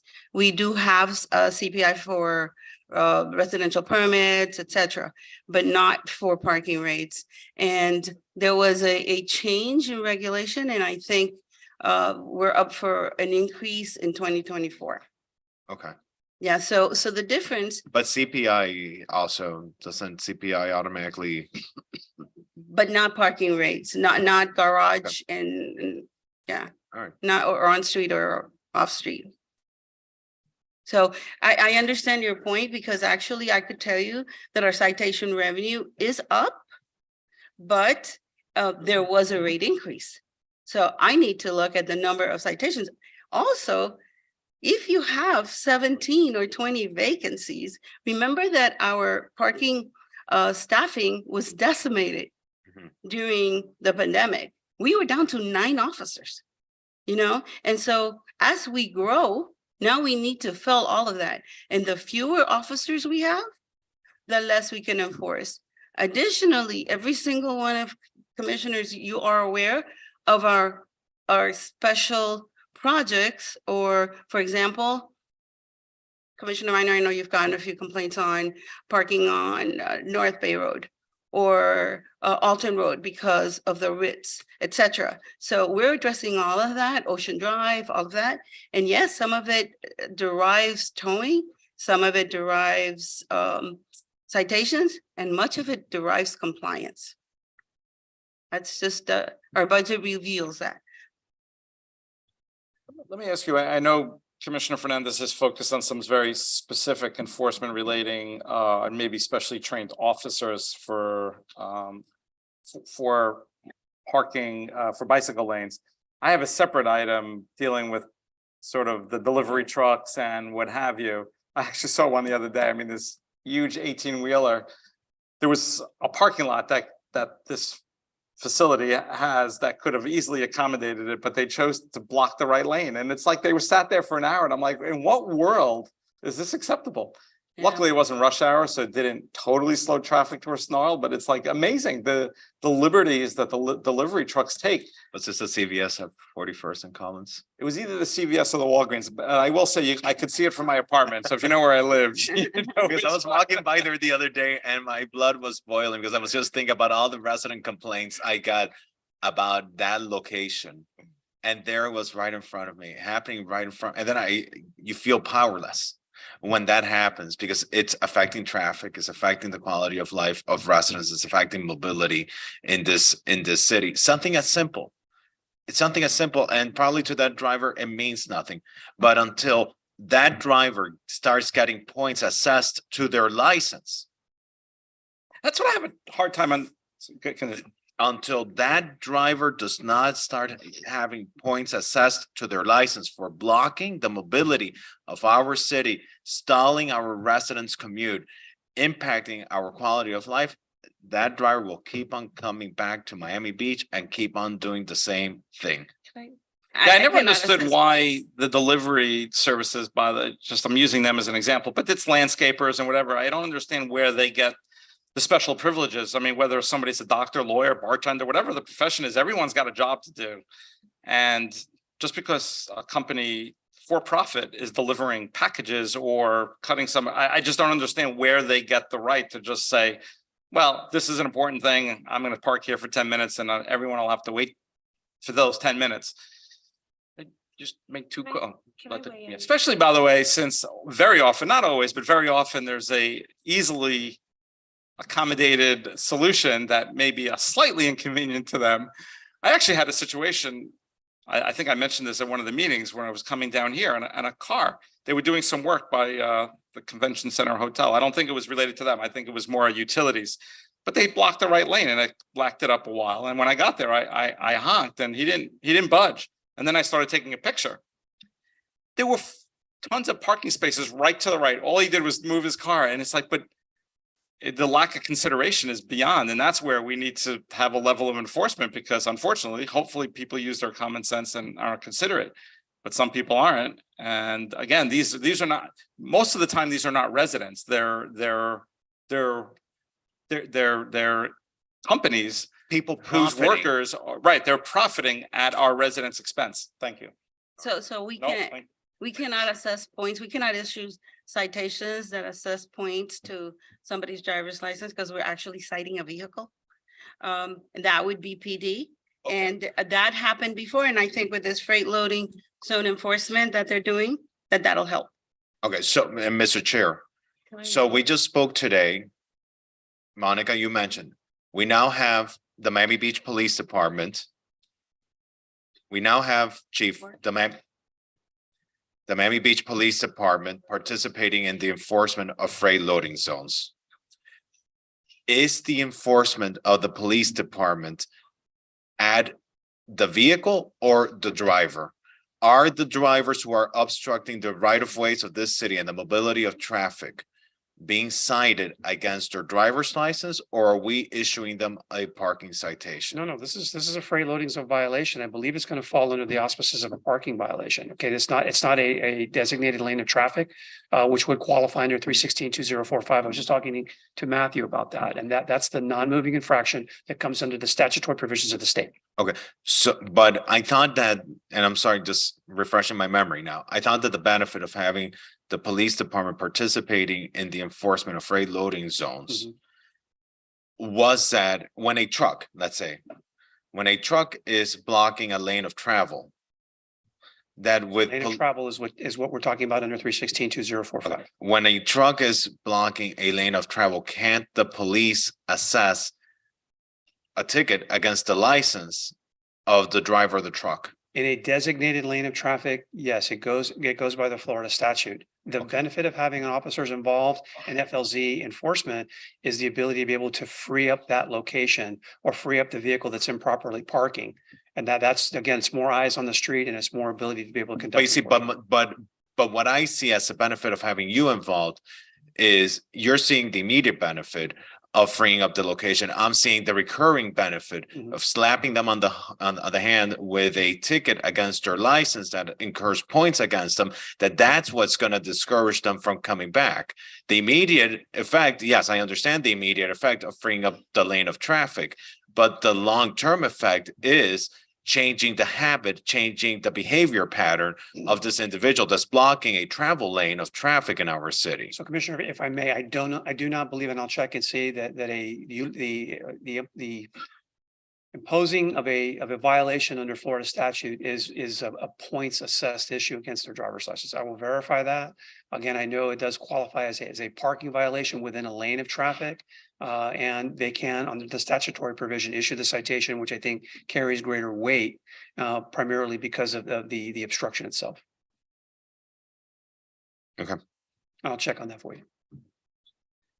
I thought at the last meeting, we were told that there was points that could be assessed. I don't remember saying that, and if there was. if I that think you information guys was are given talking to about you- two different things. The chief is talking about enforcement within the freight loading zone, and you're talking about within the Travel lane lane. of traffic, if not in the freight loading zone. And the chief is saying, if someone is blocking a lane of traffic on Washington Avenue, not in the freight loading zone, they would get a moving violation, and that would be points on their Okay. license. I'll verify the points aspect of it. It's under a uniform traffic citation, and I'll verify that what the point level is, if it is done that, but there is a greater fine associated with that because it is a lane of traffic. You see, I consider all part of freight loading zone enforcement, because when you're not parked in the freight loading zone and you're blocking a lane of traffic, to me, it's still part of freight loading zone enforcement.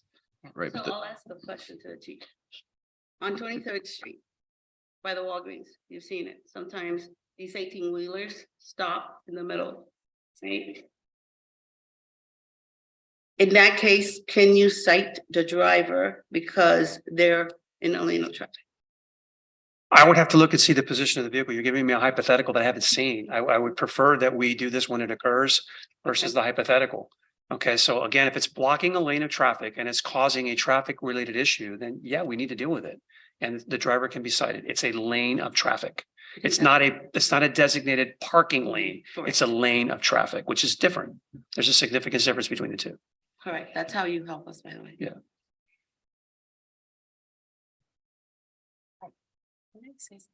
Please.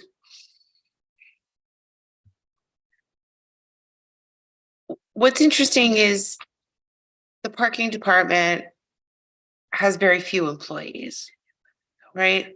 So their decrease in enforcement numbers or whatever, numbers, that's justified. But the police department has not decreased in the amount of employees, yet their enforcement numbers from 2015 and 2016 have dramatically decreased. So in the case of the parking department, you just need to do like a great big push to get employees. I don't know where you need to advertise to get these employees. And when you're advertising for them, just tell them, look, there's a possibility that you can become full-time, which is a great opportunity in the city of Miami Beach. So, I mean, even if I put that out there, I guarantee you I'll flood you with applicants if you want. It's better that they start in winter anyway, because summer is no fun. Outside. Grab them now while you can. But in terms of the police department, it shows that the police department has a significant decrease with the same amount of employees. I mean, you do have, I guess, you don't have fewer police officers? The primary responsibility for freight loaded zoning enforcement was with our motor unit. As you well know, Commissioner, that our motor unit is tasked with doing many things to include school zone enforcement. We got away from the FLZ enforcement aspect of it. Washington Avenue changed the configuration with the bike lane and then the parking aspect of it. We are now getting back to it. We started in December. I would respectfully ask everyone that's asking us to do more enforcement to give it time. We're not going to be able to make up those numbers really within a short period of time, and we've only been doing it since December the 7th. So I think it's 21 mission days. We spent about 250 hours of overtime resources on that, to anywhere between 3 and 4 officers per day.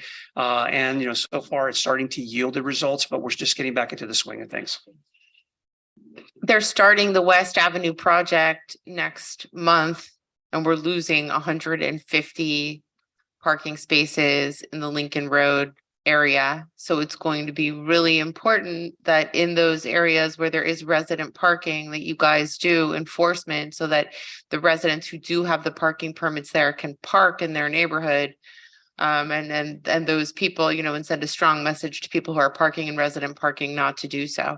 It's going to get ugly. So, and I would, you know, I think he just said that they're gonna start to enforce more. Yeah, And, we are committed to doing more. We did get through we consider it to be the busy time of the year with our Basel and the holidays. And I think the motor unit, just starting off with the first week, now, we're starting to kick off and going to a more regular pattern of FLZ enforcement. Okay, and in terms of the parking department, just try to get those positions filled so that we can, pardon? Working on it. Okay. While we're on it, I know it's a little different topic. What's the rule on blocking the box? I'll tell you, I think I've passed some of these on to you, but I'm getting them, no, seriously, on 41st and Pine. And sometimes I hesitate because I live right there, but it usually doesn't impact me because I'm not driving during those hours. But I'm getting so many complaints about that intersection. Cars just can't get through. Well, actually, The Commissioner, light changes and you got to wait multiple cycles. had a The honking is out of control. I had a meeting with a resident just yesterday that talked about not necessarily Pine Tree, but Sheridan and some of the finger streets just west of 41 and Pine Tree. We did talk to them about options associated with that, to include potentially looking at something on a state level, for example, electronic or technology based issuance of citation, very similar to what you have with the red light violations. Right now, Like the noise cameras? yes, well, similar to that, but actually statutorily, the only technology-based camera system that you can use to issue civil citations right now falls under the auspices of the red light cameras. And I think what the person who came forward and asked us to do was, can we explore the opportunity of using the blocking the box statute and going to a citation issue as a civil citation issue is very similar to what the red light cameras were, which is again just issuing the owner of the car the citation for the actual infraction. There's merit to that. Again, on an FDOT roadway, we have to get permission from them in order to be able to do that. There's value in looking into it. Right, but that takes time. In the immediate, what's our capacity with traffic enforcement? We do go to the hotspots within the city. We think that when we start pulling people over, it actually creates a greater issue. You don't have to pull people when you're there. That's what it works. But it's amazing. People know not to do it when they see an officer.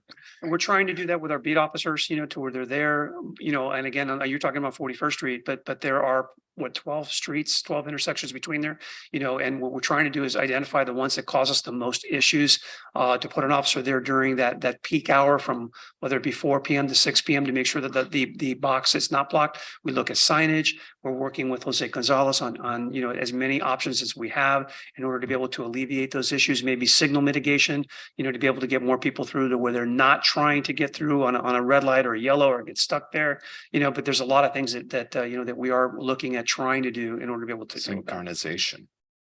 I mean, besides the backup it causes, I think it's probably one of the most frustrating things that a person, non-health related, but something that was very frustrating, and I've personally experienced it, is when the light changes and you cannot move because cars are and you're sitting there, multiple lights. And if there's no enforcement there, it's very frustrating for folks. And then I get to hear about it, and I share the frustration. So, Mr. Chair, if you allow me, just so you understand what it is that we're speaking about, and I know that you understand, but maybe perhaps people who are listening to this discussion don't understand, both for the benefit of the public, of the parking director and the chief. I have a picture from Friday, and I don't know if PJ, if you have the picture that I have there from Friday. This is at the CVS at 41st and Collins, blocking the lane of traffic, of eastbound traffic.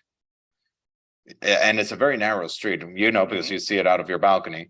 41st Street there is very narrow, blocking the lane of traffic to do a delivery. There you go. And then there's a third picture. And you see that there's a car having to go around the truck, but yet you also have westbound traffic. And that is such a horrible location for it to happen at, because it's really just one lane east at that point.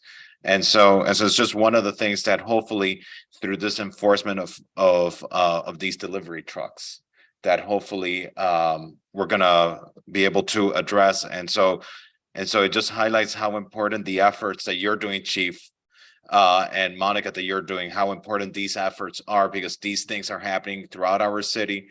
It's hurting the flow of traffic, and it's hurting people's quality of life. What might be great, and I don't know how my colleagues feel about this. We used to get, I guess it was kind of like a monthly report, monthly parking status report, which I always found very interesting. I always found it very, very helpful.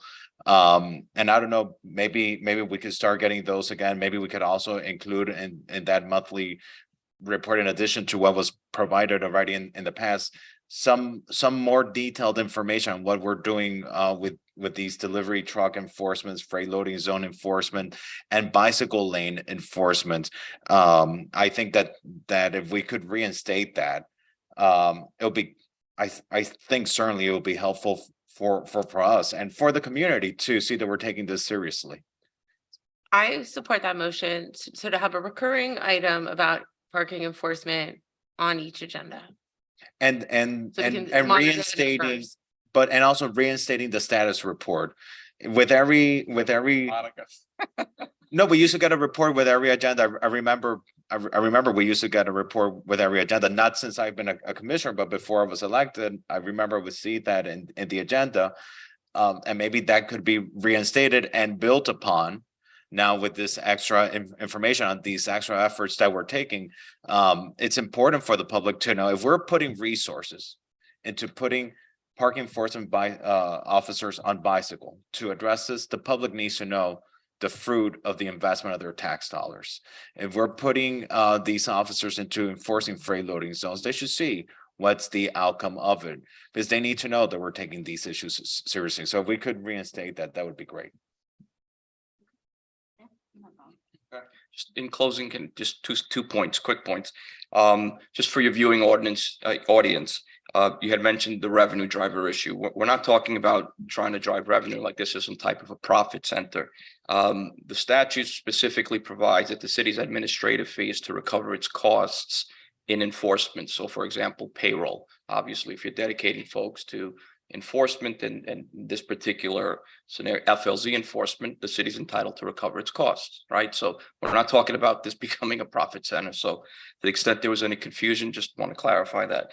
And then finally, whatever word you use, aggressive, proactive, there's different philosophies when it comes to parking enforcement, right? And just, by way of example, the city of Miami's parking department, which is the Miami Parking Authority, in the same period, 2022, they towed like 3 times the amount of vehicles that the Miami Beach Parking Department did. In other words, 32,500, right? And Miami is thriving. We're losing business to Miami. So the point is, the city's not going to lose any business. They're not going to lose any tourists as a result of towing. It's not going to happen. And I think Miami is, and their proactive enforcement is a very clear example of that. So again, here to help in any way we can. We're available, and we're happy to coordinate with the chief and Monica, however we can. Thank you. Thank you. And by the way, in many ways, we're thriving too. A lot of new businesses open in the last couple of weeks alone, and I know some more coming. So Very exciting. yeah. Mr. Chair, if we can clear up the motion, I have a couple of things, if you want me to repeat it. Sure. The item was returning in February with a report containing number of citations or violations, and just a general report on the number of hours and number of officers the new bicycle enforcement team is doing. Aside from that, the chief will be looking into enhanced parking penalties and also with the legal department to see if we can do that. But for reinstating the monthly parking reports, is that something that has to go to commission, Rob? I'm sorry, what was the question? Reinstating the monthly parking reports and enforcement data on a monthly basis that have to go to commission. Does the commission need to approve that? If it was a commission report, then yeah, the commission needs to approve it. We used to issue a parking status report every month. And then but it was more like a revenue report. We used to do that every month. It gave everybody kind of a feeling of how we were doing. Later, we realized that the same report that finance puts out summarizes, and they do this like quarterly, I believe, summarizes our revenue as well. So, but we can reinstate it. That's not a problem, and we'll distribute it, and it's an LTC. It doesn't hurt, I guess, the revenue, but I think what Commissioner Fernandez was referring was We'll more of the add- numbers, sort of like what code does. We get, I think weekly, right? Yeah. Yeah, we'll add to that report. We'll submit an LTC if that's your will, a monthly one, and then you'll get a temperature for, a feel for what we're doing. And it'd be great if we couldn't, Mr. Chair, if we could include in, we have the new section of the City Commission agenda informational items. That we should include it there as an informational item. That we'll start. Thank you. Pleasure. Thank you. Okay, thank you. Good discussion. Item number 4. This is actually my item, and that's somewhat related to bicycle lanes, a little bit. This is more just trying to incorporate artistic designs anytime we have barriers or what have you. I'm thinking of sort of what was on Ocean Drive and some of those green barriers, just try to make it look nice. Obviously, sometimes it's necessary, but if we can make it artistic as well, it would be great. Absolutely. Brandy Reddick, Cultural Affairs Manager with the City of Miami Beach. And I'm here to answer any questions you have about art and public places funding and process. And I'm going to allow my colleagues from Public Works and Transportation to assist me with the feasibility of incorporating art into Awesome. bicycle lanes. What a team. Is that Joe? You're on the hot seat again. I'm never off of it. That's good response. Yes, sir.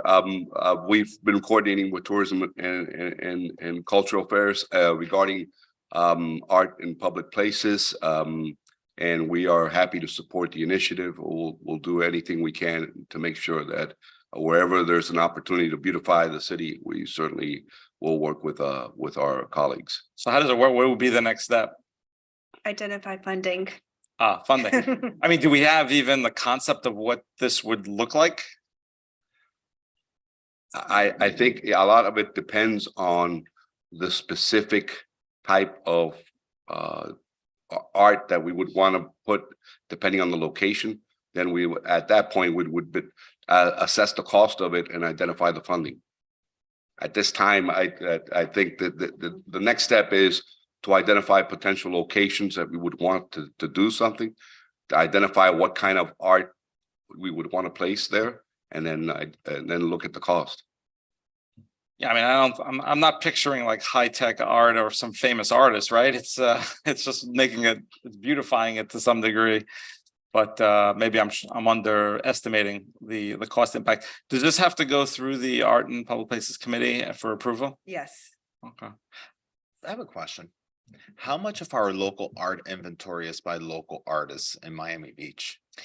I'll have to look at that. For instance, our no vacancy program this year in Art Basel that featured 12 hotel properties, all but one of those artists were local artists. Our Aspen Ideas that we have coming up, all of those are local artist commissions. Edouard Duval Curry, who you see on Elevate Espanol right now, is a Miami Beach resident. I can give you further statistics, but it is a large portion of our commissions. But I have a question though. No vacancy. When does no vacancy end? No vacancy it runs for 3 weeks in November and December. And Aspen Institute is a temporary project, and the and Española Way is temporary installation as well. It is. It's for But 3 in our weeks. city's collection of our work, how much of our collection here in the city that we own, that's ours, is of local artists? I don't know off the top of my head. I'll have to get that to you. I think it's very small because I It think we've is. looked into this in the Mhm. past. It's not that much. And maybe this could be an opportunity. We're Miami Beach. We have so many artists in our community. Artists flock to our community. They want to be a part of Miami Beach, and we should be giving them an opportunity to highlight them, to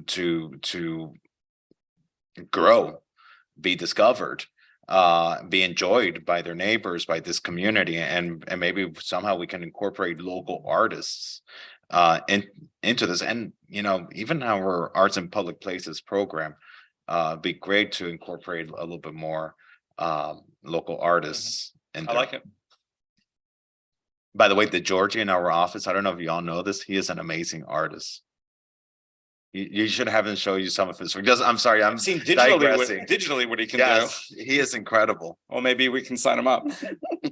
Why don't we put this out till March, and maybe we don't even need to hear it, but we'll put it back on the March meeting. If we do, and maybe we could just talk internally and brainstorm and come up with, I mean, obviously it's identifying funding, but I'd like to hear what kind of, how we can make these projects a go, how we even sort of did, like, if you have local artists, how do you, I mean, it's not something you put out to bid or anything like that, is it? It actually is. Oh, okay. And we have different ways of issuing call to artists, and we can issue a call to artists for local artists only. Oh, great. Mhm.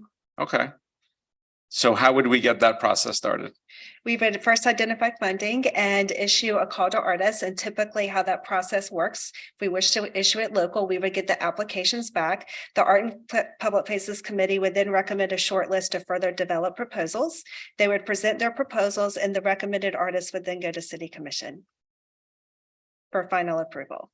But is this something that calls for like a pilot program that you sort of start small, see how it goes, see what the reaction is? I mean, assuming you do it in a classy way, which I have no doubt we would do. I would think it would be quite popular, but maybe, I mean, what's your thoughts on that? Sure, we could approach it as a temporary program and see how it goes from there. Okay, we'll follow up. All right, thank you. Thank you. Thank you. I like it. Thank you. I think a resident actually sent this to me. And was it you, Matt? I think it might have been. Yeah, please. You may approach. I think Johan Moore from Flamingo Park actually sent me some materials of this. New York is doing this. I think that's where I got this idea from, and I think it's great. Yes, Matthew Goltanoff. So I think what you're referring to is called asphalt art. And that's, there was actually a proposal, I believe, for the Ocean Drive promenade between 13th Street and 14th Place. Basically, you paint over the street, and that's actually a form of programming. And a lot of times used in conjunction with traffic calming devices. It's successful in slowing down traffic and activating areas. And I believe it's also been proposed for that Espanola Way connection, the promenade from Espanola Way towards Ocean Drive. So there certainly are. I think I remember even Sarah Del Reyes mentioned something about it to me for Sunset Harbor. Yeah, there's a lot of opportunity to try asphalt art. You know, we have some blank canvases on Ocean Drive today and elsewhere. And certainly I think it would be a worthwhile place to look at. Great. Thank you. Do we have any callers? We're gonna move on to item number 1. That's it's kind of a standing item I have about the homeless. I have actually some specific items, but that's not on this agenda. This is more a general item, and do we have anybody here? Alba's coming. Alba, how's it going? So, a couple of things before we get to you, Alba. I see the chief sort of hiding behind you there. Providing her technical cover. Thank you. Well, and you. just so residents know that we do get reports from the police department about sort of the more major crimes that happen in our city. And when I say major, luckily, usually it's not. I mean, it's just obviously something that's significant that we should know about as a commission. And today, for example, there was one where it was homeless individuals, I believe, and by the way, I think I've asked for this in the past about the number of crimes that we've identified committed by homeless individuals, because I think it's so important. And as we talk about the services we provide and the compassion and the humanity and employment opportunities now that we're trying to drive, because I always. And I've said this before, I'm sorry I'm being repetitive, the homeless is such a catch-all phrase that it doesn't really do it justice, because obviously there's an aspect of a crime and criminal element within the homeless, which is not fair to certain homeless who may have substance abuse issues, mental health issues. or whatever the issue may be, that they're homeless.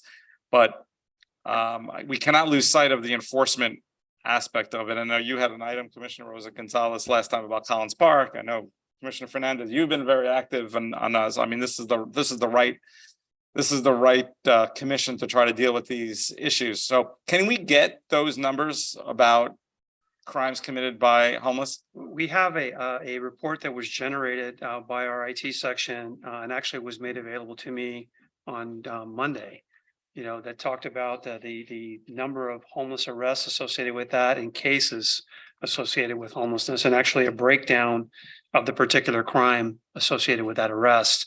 Can you share with that with us later? I can provide that for you. But statistically, we're probably, I mean, I'm guesstimating, we're going between 25 and 30% of our overall arrests for the year, involve the homeless. Now, that doesn't mean that we have 1,500 homeless people. It just means that we have people that are homeless that are involved in a multitude of arrests. So, for example, on Lincoln Road, we have a number of people that are RDA units that are assigned there. Are what? Our RDA units, our police units that are assigned there that deal with the homeless on a daily basis, on a constant basis, whether it's trespassing, whether it's theft, or any other type of crime associated, with. And I'm sorry, you said 30%? Roughly 30%. 30%. That, by the way, I need to. That check actually those does numbers, not but surprise me. That's about 30% of the overall numbers. Now, again, there's also a level of recidivism associated with that. I think one individual that they had identified had been arrested 9 times, during the course of the year. This is why, by the way, I have a different item about looking at sentencing options and how we can beef that up for habitual offenders. The important thing is to really contradict the narrative that the homeless people are not, when they commit a crime, that we're not taking enforcement action, because we are, and the numbers I think that the IT section came up with show that there are a significant number of arrests that involve either ordinance violations or statutory violations that deal, that we enforce. So we are taking action out there. We're hoping that obviously the action will lead to potential corrective issues on the part of the court in order to be able to get people out of that homeless condition that they're in, and provide them a better means, versus the continual exposure to the court system, as a means to be able to control them. That's what we're trying to do. And Commissioner, I believe you attended bond court last week. As it pertains to that, you saw our legal team working in conjunction with the courts as well. And I heard stories about that. And Mr. Chair, I just also want to highlight, and commendations to you, because you were such a force to create the municipal prosecutor program. Well, it existed, but we transformed it. Yeah. But I remember attending bond court before the municipal prosecutor program existed, and seeing the contrast as to afterwards, a very different outcome. And it's something that it's unique to us here in Miami Beach, that no other jurisdiction, 34 cities in Miami-Dade County, plus unincorporated, only one has a municipal prosecutor there advocating for the laws of our city, the city of Miami Beach. My question is, so you have a first appearance. How do we get people from first appearance to treatment? That should be ultimately the goal. Is it because right now I think we're dealing with a system where some of these individuals are going from first appearance to first appearance because they never even come back for their day in court. They got, they got released. They got told, hey, listen, your day to appear in court is such and such date. They never show up again. And then they get arrested again and they end up with another first appearance. Well, the reality is, again, that's part of the revolving door. But instead of releasing them, how do we get them from first appearance into treatment, into services? How do we do that? Can I actually feel free? But one of the legislative items I brought that now we do is for eligible offenders, we offer through Court Options, which is a nonprofit, we do offer certain rehabilitation diversionary programs, whether it be substance abuse, mental abuse, it could be anger management. So we do offer that, but they have to fit certain criteria. And I'd love to get more data, but there was one individual, I know one of our prosecutors was very, very proud and shared the story that an individual who had been addicted to drugs for years, said it's the first time in years that he had been off drugs because he went through this program. And it was part of his condition of his court conviction that he needed to stay free. Otherwise he could potentially face harsher jail time or what have you. So yeah, so we are offering that, but I don't know if you have more specific that's it within the court system. Obviously, we have programs with outside for outreach services. Right, Alba Tarrea, Office of Housing and Community Services. Those services are directly provided by the court system, not through our office unless we're otherwise contacted and asked for shelter placement or et cetera. So that information would be provided by the court programs. If I could add one more.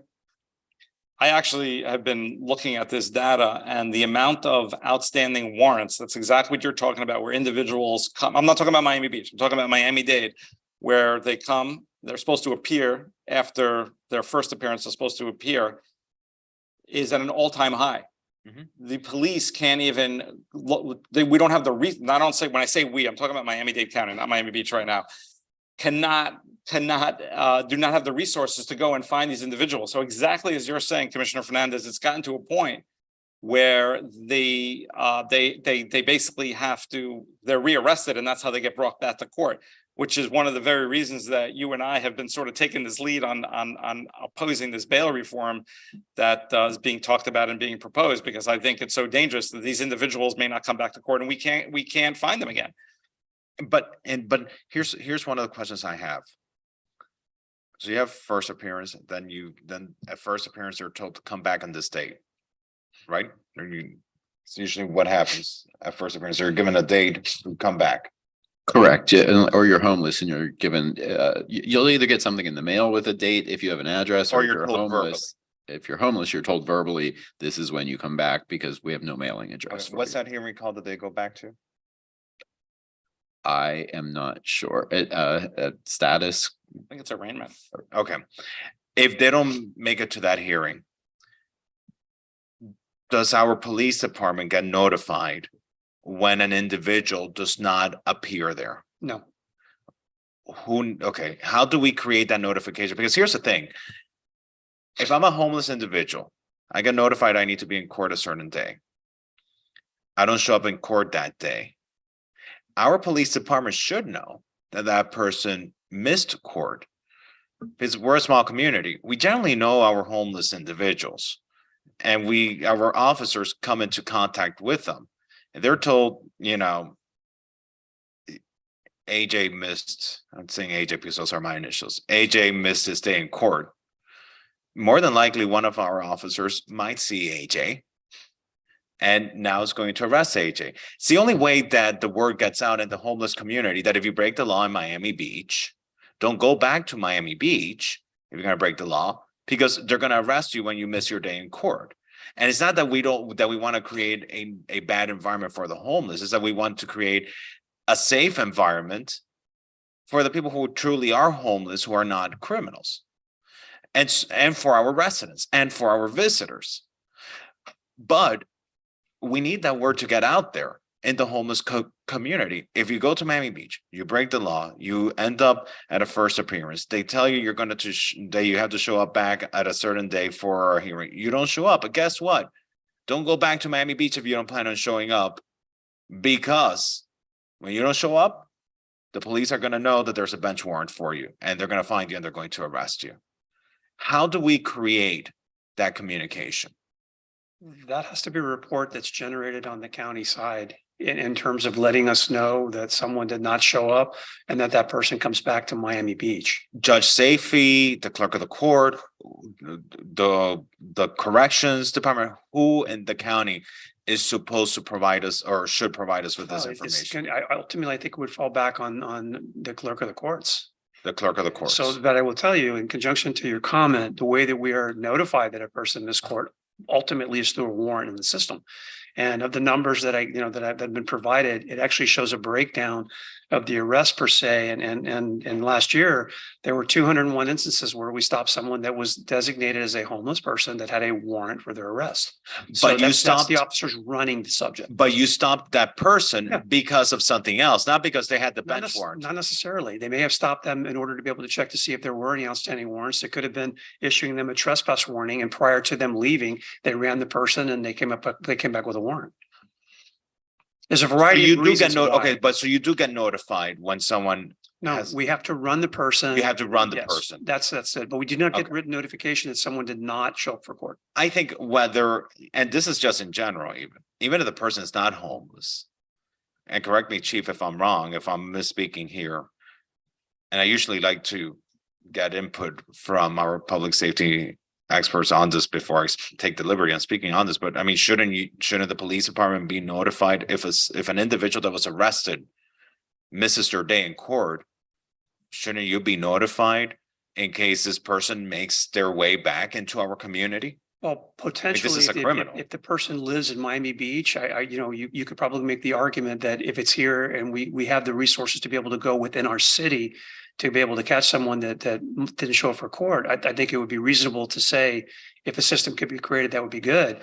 But what I don't want to do is send my units to Kendall, to Doral, to pick people up that came here and committed a crime and don't live here, but didn't show up for court. Right. So I don't, we have a hard enough time really for the most part. And IT is going through a really difficult time trying to extract data, that talks about the court system. Commissioners, you will know, we've been, it's not for lack of trying. We really have done well. I just don't know if we're going to be able to get the court system to be able to provide us that information. Well, I just hope that as Governor DeSantis looks into appointing a new clerk of the courts, which I believe the governor ultimately was going to have to appoint a clerk of the courts. He appoints a clerk of the courts that will work well with law enforcement and providing law enforcement with the information, especially on individuals who miss their court date, to the police department. Because at the end of the day, if it's someone that was arrested in Miami Beach, maybe not in all cases, but when it's a homelessness related issue, they tend to be territorial. From what I gather, they tend to go back to the area that they were in. And correct me if I'm wrong, I mean, they tend to come back to our city. That's part of the problem that we have, right? I think we have a number of people that call Miami Beach streets their home, and they feel Right. very comfortable here. But we do have people that come over from other municipalities that come here that are arrested for creating, a problem or a violation. But as it relates to the homeless, Mhm. when we're talking in the context of homelessness, Mhm. they tend to come back to Miami Beach. There's a hardcore group of people that do that. I think That's the best way to say hardcore, that. the Yes. recurring Yes. ones, the ones that tend to create the bigger problems in our community. I think you guys should know when they miss their day in court, so that when you encounter them again, they can be rearrested. And again, the message gets out in the homeless community. You go to Miami Beach, don't commit a crime because you're gonna get arrested. And when you miss your day in court, you're gonna get arrested again. We have to get to that point. Otherwise, we're not gonna solve the problems or we're not going to avoid the problems that other communities are facing with lawless homeless. And this is not to criminalize homeless or say the homeless are criminals, because if you're not a homeless that's breaking the law, you don't have to worry about this. This is not targeting homeless that are just living their lives and that unfortunately have a situation that led them to homelessness. These are oftentimes even individuals who aren't even homeless, who are criminals, but who take advantage of the term being homeless. And they just throw that out in court that they're homeless to get whatever pity or whatever smaller sentencing they could get. Well, I fully support and I completely agree. We should be aware, but as the chief and I have gone back and forth with this over 2 years, the lack of transparency in the criminal justice system is absolutely appalling. It's really embarrassing that the system is allowed to get to this, where it is so hard, even for an elected official like me, to get certain data. And I tell you, and to the credit, I've been working with the state attorney's office, and they have been very forthcoming with data that they have. So I give them credit for that. I don't mean to, but just in general to try to get certain data. I know you've been working to try to get these reports about statistical data on what happens when individuals are arrested. What's the process? It's almost impossible. The disposition of the cases. It's impossible to get. Now our own municipal Miami Beach prosecution team is doing a good job of tracking that, but from learning about it, what happens through the judicial system, it's. And by the way, we've been trying to get those disposition reports from the clerk of the courts since when I was the chair of the Police Citizens Relations Committee. And I've been here now a year. And before that was a year on the planning board. And so this is going back at least two and a half, 3 years that we've been trying to get out of this criminal justice system. And yet some chief judges sent us letters, you know. So Commissioner, if I may, we Please. actually have a designated team, if you will, a sergeant who's assigned to court services, which I think Commissioner Fernandez met this past week, that really for the most part tracks these habitual offenders, the frequent flyers in the court system, and monitors the case as best she can, looking for the habitual offender status, which talks about that. So I can assure you that when people break the law, regardless of their residency status and whether they're deemed to be homeless or not, the officers are taking action. And just in this particular case, and just again, the numbers illustrate. And by the way, the number that I gave you for year to date last year, from a category perspective, was the second largest total associated with the number of arrests involving the homeless. You know, and the first most commonly offense that they committed was trespassing.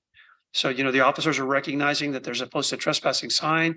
We also know that we have to do some variations with the signage to ensure that that it follows the statutory provisions, you know, again, associated with the enforcement. But, you know, that was the number one related incident that they violated was trespassing, then followed by warrants associated with maybe not going to courts.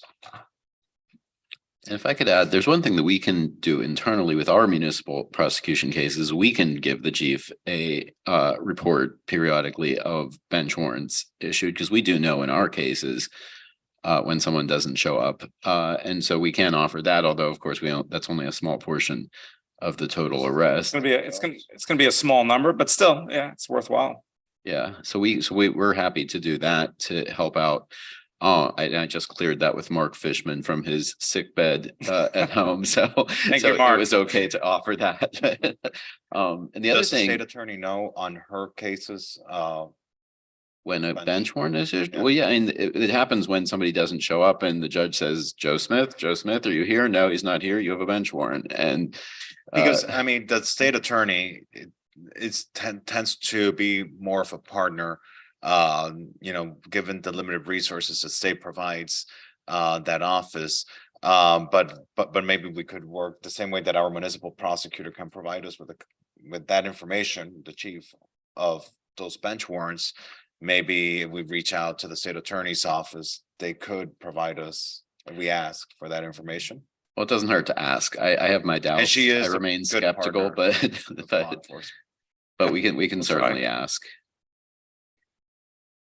Well, thank you. We still have some other items we can go. I have a separate item that we talked about a couple of months ago, and that's but it's not on for this, is what happens when certain individuals are Baker acted in Marshmack. We had a resident, Daniel Miller, who came and talked about the 21 different times he's had to call police because he lives near Mount Sinai, and he had that interactions. I actually last week I got a call from a different resident right around there, and a homeless person was sleeping on their lawn, and police came very quickly. But it's a problem, but that's a separate conversation, so I'm not going to start it. Well, I think that's on for next month, public safety, and I definitely have some ideas about that. And one more thing, Commissioner Fernandez, you asked what we were doing to ensure that people from first appearance end up at the place where they need to get help, like treatment or a mental health facility if appropriate. And we internally among staff have just started discussions on facilitating that, because we know it is an issue that it's not seamless when you are at first appearance, and we can and our goal, of course, is to get people out of the system and get them help if they'll accept it.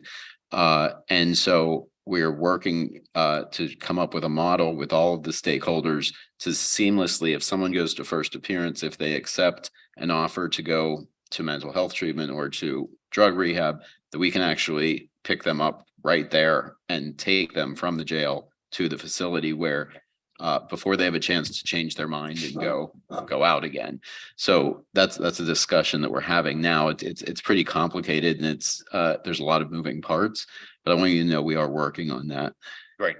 That's great. Yeah, that's so important, because when they don't accept that, what ends up happening is that on the other side, you have the court system with all of our tax dollars giving them a bus pass.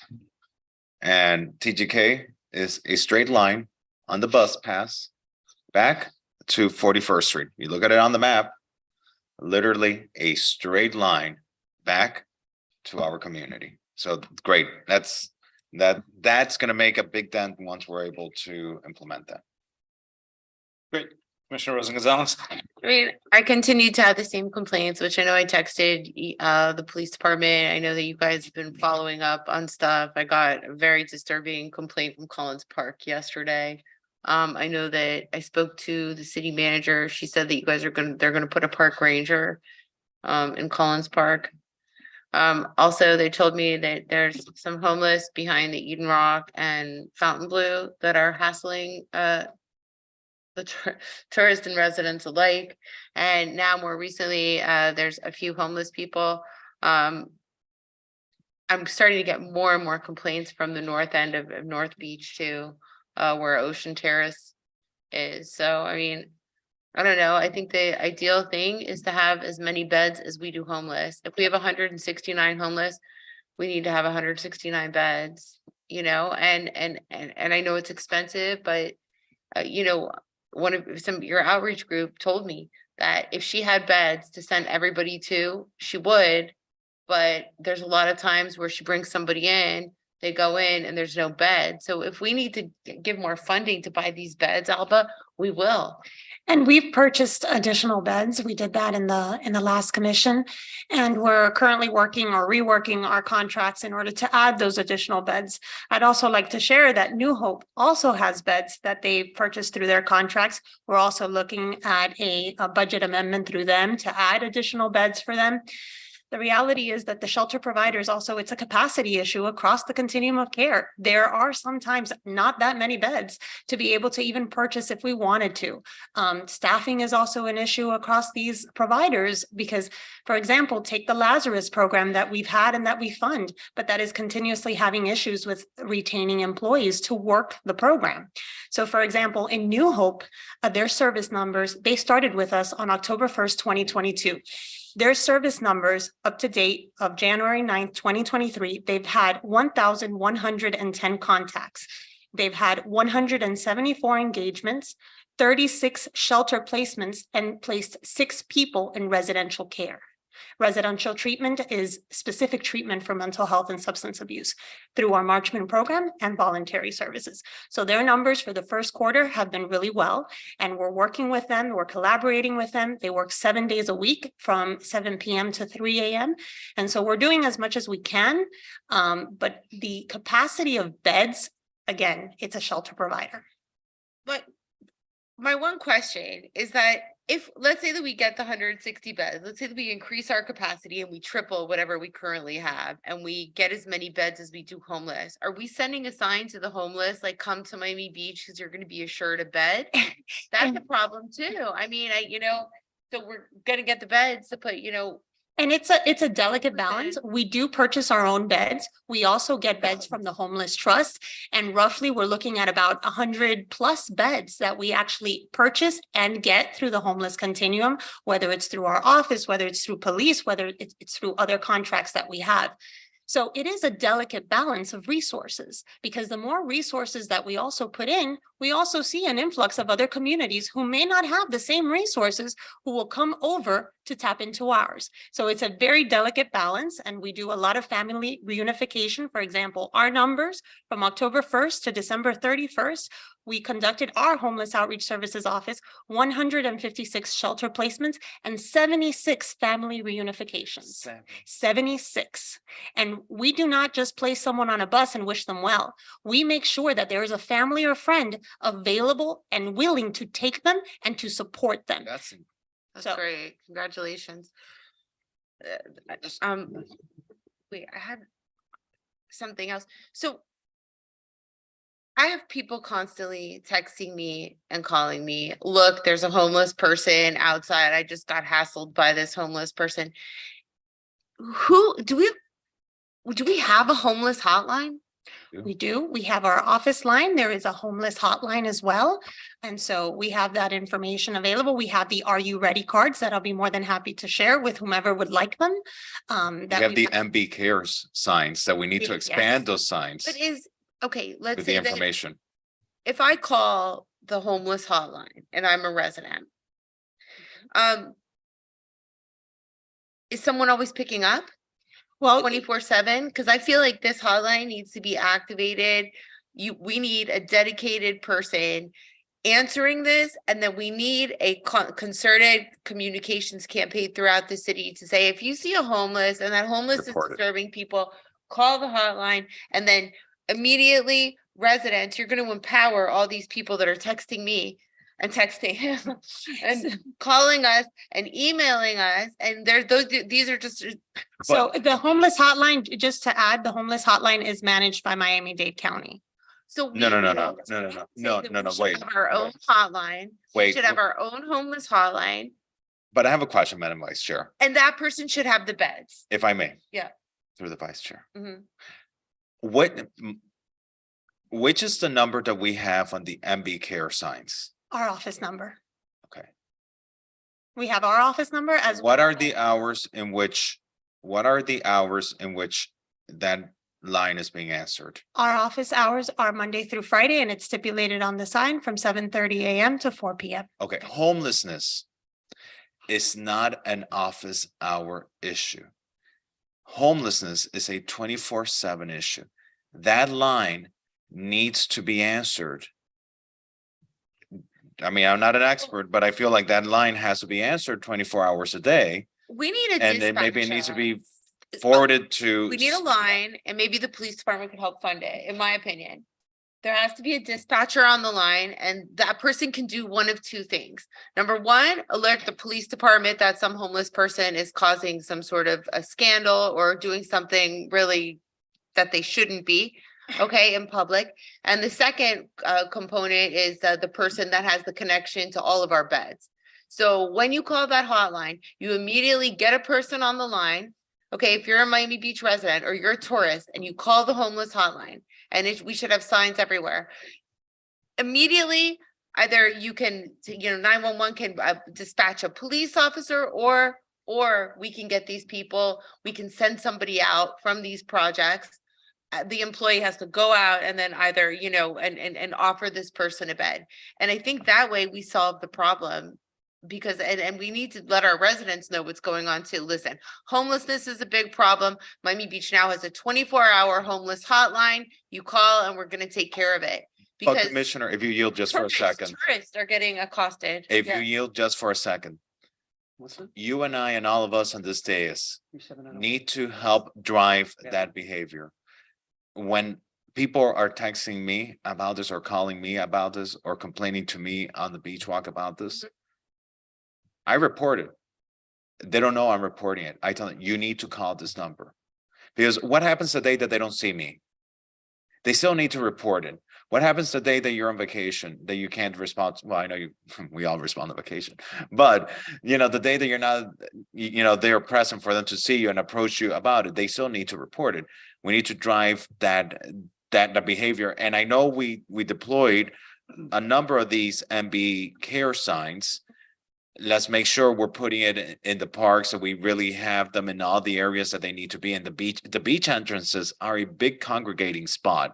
And for the next meeting, I would like to get an update from staff on where we are on the retrofitting of the retaining wall along the beach entrances so that they don't become a sleeping area for the homeless, where we are in defining the proper use of the beach entrance and even the beach walk, which is a transportation facility. And I have placed that on the agenda so that police can better enforce in those areas.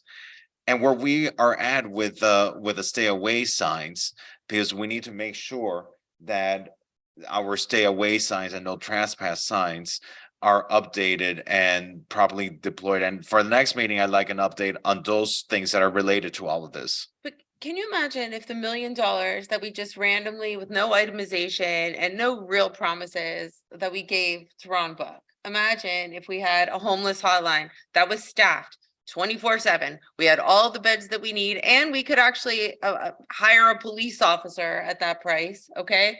And have a homeless, an additional. I shared your no vote on that. Yes. I mean, like, this $1 million that we just arbitrarily gave, had we used this wisely, I really think this problem is solvable. It's a question of communication, because right now it's reactive. It's reactive from certain people who might know where to call. But I mean, I just think that Alba, it's too much for you guys to just, like, you need that you almost need your own dispatcher, like a homeless dispatch person. That's how bad this problem is. And by the way, tourism dollars will pay for this too, because they're hassling our tourists. These poor European tourists in Collins Park the other day went in unknowingly to Collins Park to view a piece of art, and they got like attacked by someone, and they were like, literally, these Europeans, they were like running out of Collins Park, and it really broke my heart to see this happen. So it's uncomfortable for the residents, but it's just terrible for tourism too. So I would be willing to find the tourism dollars from Dade County or our tourism tax dollars to fund this. I think we need to really, I would love, Alba, if between now and next month you could find out what would be the price to have a dispatcher, what would be the cost to have a dedicated 24-hour homeless line with a person. You're giving me a look like I'm nuts.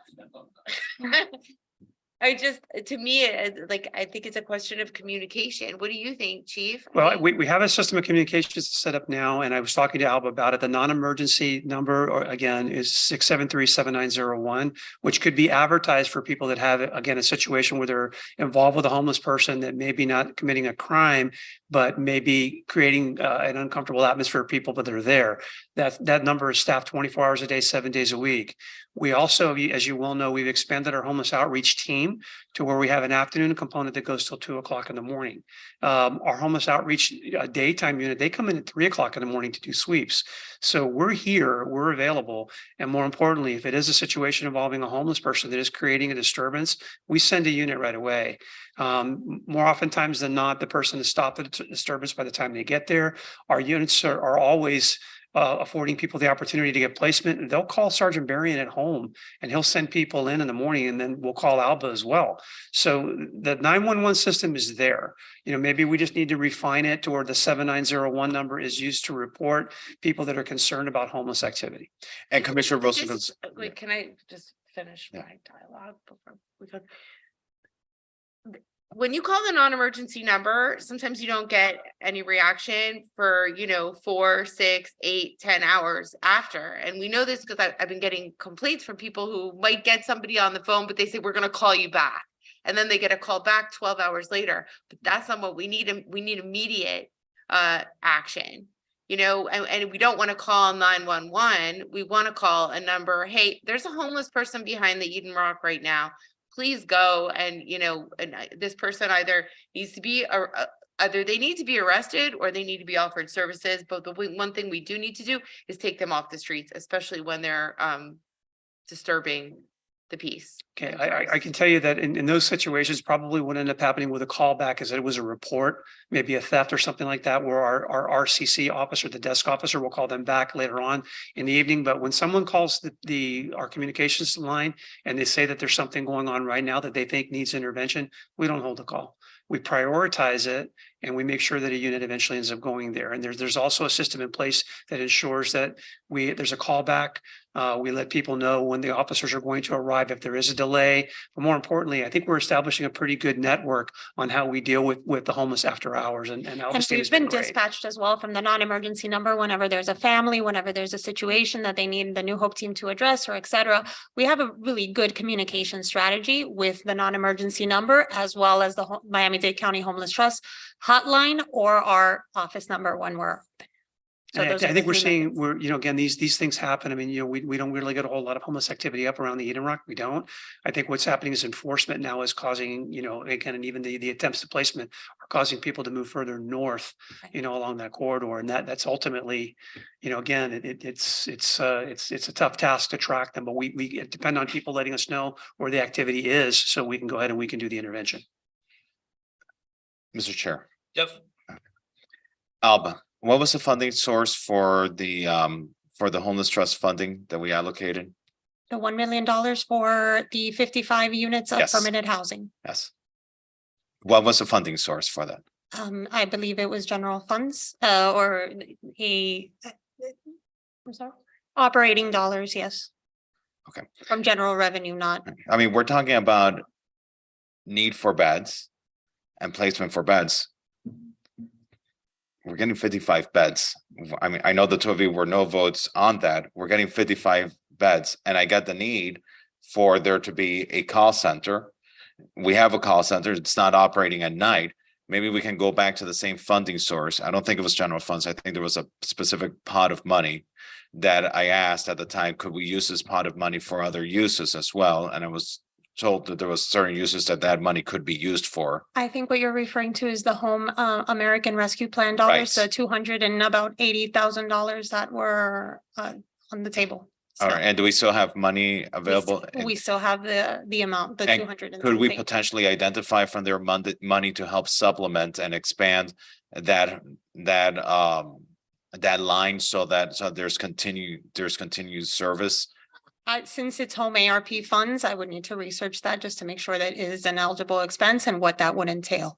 That'd be I would great. not like to say yes or no without researching it first. Because I think when we deal with the homeless, it's very specific. It's a very specific thing as opposed to an emergency or a police non-emergency. When you call police non-emergency, you go through a series of questions that typically are not even necessarily related to the homeless. With the homeless, it's a very specific, very different type of approach. And I like that it goes to a unique number that's with the community, with the Office of Community and Housing, where you guys know how to handle that approach for the homeless. And I would like to keep that centralized with you guys. If anything, expand the hours the same way that we expanded the outreach. We realized that outreach shouldn't be only during office hours. So what do? We prioritized in our budget funding to go beyond the office hours and provide outreach at nighttime and times when our homeless population may be more vulnerable and needing those services. At the same time, when our residents are encountering the homeless, it's usually outside of office hours, of traditional office hours. And that's when we need that line to be activated so that we get the full benefit of that homeless outreach team that we now have at night as well.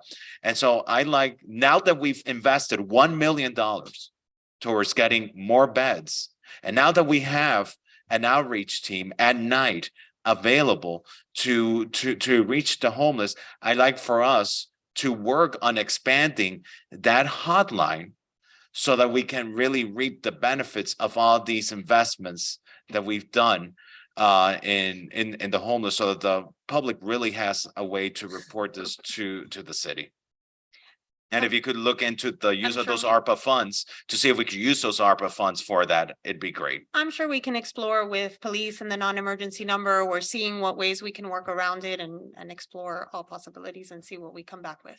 Fantastic. Awesome. I really appreciate that. Thank you, Alba. Thank you, guys. Yeah, I was just conferring with Rafael Paz, our city attorney. Actually, because I been exploring with our legal and city manager, whether we could have some kind of similar to what you're proposing. I love what you just said, like a 311 type of number where it has multiple options, because people do not know that number to call. I mean, I don't know what it is. Right, I'm but- gonna get it right now. What is it, Alba? The number to our office or the homeless hotline? The homeless hotline. The homeless hotline for Miami-Dade County Homeless Trust is 1-877-994-4357. One more time. Hours. Oh, ours is 305-604-4663. so. Yeah, so that's something I'm putting on the agenda to see if there's just a 3-digit number that we could use instead of, because people don't know it. Last night, by the way, I was at the West Avenue Neighborhood Association and the number was asked, and one of the officers, I have to say, looked to the other officer, what's the number? Like, that's the point. Like, nobody knows the number. Nobody knows. Even commissioners, like, we have to think, what's the number? I have it in my phone. So it's and I'm fortunate enough I could just call straight to you, Chief. But yeah, we need to have it simplified. And I love what you're saying. And I think we're all discussing here about having dedicated resources to it as well. But I would go big, put it on the cover of like the magazine, the inside page. Have you had a problem with a homeless person? Call this number, because people might keep that magazine around, put it big and big red numbers. And we have the beautiful signs as well and These are the signs. I think we all voted. I brought forward legislation asking that we all voted on, I think on consent, directing the administration to place these signs, and it has there the phone number for the Miami Beach Homeless Outreach Services Office, 305-604-4663. Also directs people to the walk-in center, 771 17th Street. And it also gives the website where they can also get information of all the homeless services. Maybe we need to expand on this the way that Commissioner Rosa Gonzalez and the chair are stating. So the more people, and I love what the chair is suggesting, if we could create like a 311 or a 611 or a 3-digit number. Even, maybe people can text the city. I mean, how forward thinking it would be. I mean, people hate making phone calls. And People absolutely I dread making a phone call. If I can solve something through a text message. So maybe if it's not even a phone number because it's not easy enough, maybe if we can do a short code text message that someone can take a picture, send a location, and it goes into your office. And our office actually does receive e-govs. We receive a lot of them throughout the day of different scenarios, and we work with police whenever that needs to be forwarded to police, because it is a police matter and they put it under homeless. So we work jointly on those matters of e-govs. So we do receive that. We always, request pictures and things like that. It's a little bit easier, and it gives you the specific location of where the incident is occurring or where the person is. If we get that shorter number, that's easier to remember. And we text it out to the residents several times, like this, see something, say something. Is there a homeless person? Call this hotline. I think you'll see that instead of us just trying to, empower 2 people, you'll have thousands of people letting you know where the 167 are and what kind of issues that they're causing, because this is the biggest complaint. And by the way, on my Miami Beach, the biggest complaint, and also those 2 burglars that are in Mid Beach right now, terrorizing all the cars. and just for the benefit of the public, on my holiday card that the city sends out on our behalf, I put the homeless phone number there just for the benefit of the public, because those cards should really benefit the public. And so I made a point to include there, because you guys really do great work. And again, our number is specifically for services, supports, shelter services. What we focus on is the service aspect. And that's why what we utilize the police non-emergency number and the e-govs. We find ourselves collaborating a lot because we get residents who give us different complaints that are more law enforcement, that they are services related. So that's where that synergy comes in. Yeah, Great work. there was a homeless guy in Sunset Harbor the other day, and I was shocked. In broad daylight, he was masturbating. Okay, right there on the corner. It was in your face, and my daughter and I were shocked. Where do I call? Do I call 911? That's a crime that's being committed right there. And my understanding of it was there was an arrest associated with that. Yeah. So, again, when we get the phone calls. There wasn't an arrest I because. believe there was an arrest made on that because there was I remember reading an arrest affidavit where there was an exposure of sexual organ arrest, which qualifies as the admissible ordinance violation as well. And prosecution aspects of it, but I remember seeing it in terms of the paperwork associated with that. But that's, you call 911 on that. It's happening now. It's same guy there that and was you can doing give a it- description. And by the way, we have a designated unit on the Venetian. There's someone there 24 hours a day, 7 days a week. So their arrival time to that particular location is within a minute, if not sooner. So, well, maybe this hotline that we get can be, you can have a designated police officer for this too, so that when you call the homeless hotline, our dispatcher sends out a police officer or goes and. But wait, don't we have a unit? No, we have a unit, it's a homeless outreach team. Okay, Sergeant Berrien does an absolutely phenomenal job and really, I would consider them and even Alpha's team as well, the gold standard for everything that we offer and more importantly, the enforcement that we take. So, with that, Commissioner, as well, though, when you call 911, every officer should be acting in that capacity. So someone's going to go, and if they're violating the law, they're going to go to jail. They do offer them services and they will. I've heard it on the radio myself at 3, 4, 5 o'clock in the morning when I've been here, where they try to raise a homeless outreach officer to see if someone's in the city in order to be able to go ahead and effectuate services. I've seen our officers also take homeless people to the station and have them wait there for our daytime team, which gets there at 6 a.m. or 5 a.m. in most instances. And they're there and they'll go ahead and they'll take that person if they're asking for services. And then they'll take them to Alba's shop and they'll go ahead, they'll do what they need to do. So we really have a pretty responsive a team that does excellent work. And that's the difference between both of our teams. Obviously, police has enforcement capacities with their homeless resource officers. Our team, it has no enforcement capacities. Again, we're just there for services and supports for any community members that need it. Great. Commissioner. Right, thanks. Thank you. The manager has hosted 2 meetings in the last week where we've had staff from all departments that has been tackling this item and working on it. So this is something that's on our radar. It's something that we're working very closely and collaborating on. And it's something we're going to continue to take very seriously and we'll look at these communication things that have been brought up today. Great. Okay. Thank you. Okay, thank you. Thank you. Appreciate it. Good discussion. Thank you. Number 7, Commissioner Rosen Gonzalez, Ocean Terrace. So I had this item on because as you know, Ocean Terrace has the zoning that they need, and yet we haven't seen anything done.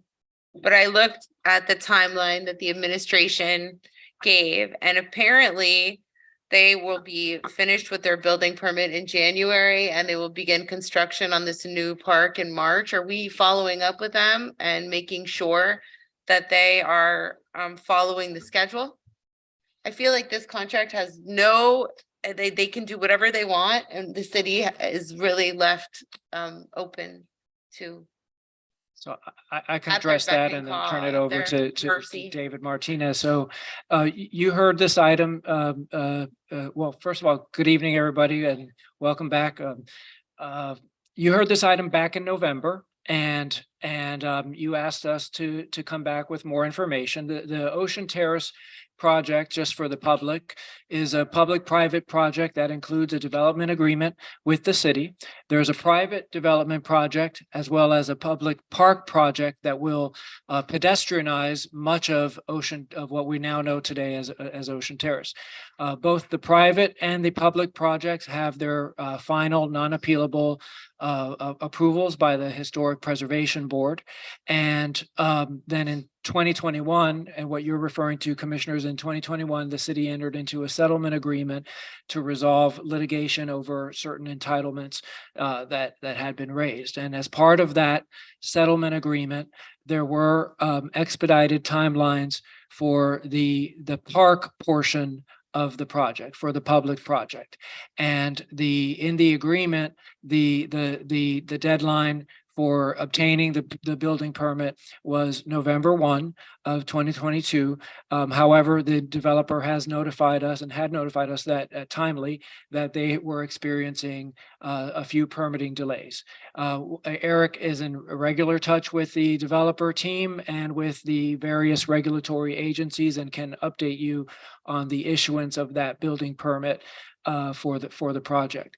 Separately, the committee, just to remind you all, Mr. Chair, you had asked for the transcripts of the attorney-client sessions to be sent to you, and I did send them to you on November 14th.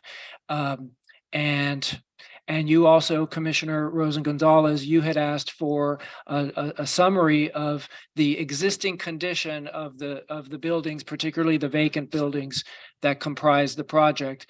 And so we've included a summary for each building and any code violations. There are a few, but most of the buildings don't have any code violations. So with that, Eric can tell you on the progress of the building permit for the park project. Absolutely. And as our esteemed city attorney mentioned, I've been in contact with them on a very regular basis. I spoke to them as recently as yesterday. They are in the third review submittal process for the park portion of the streetscape improvements.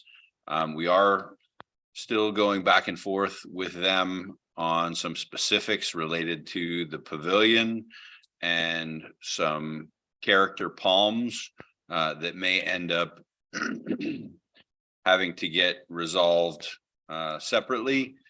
We may end up carving the pavilion out of phase 1 and making it part of phase 2.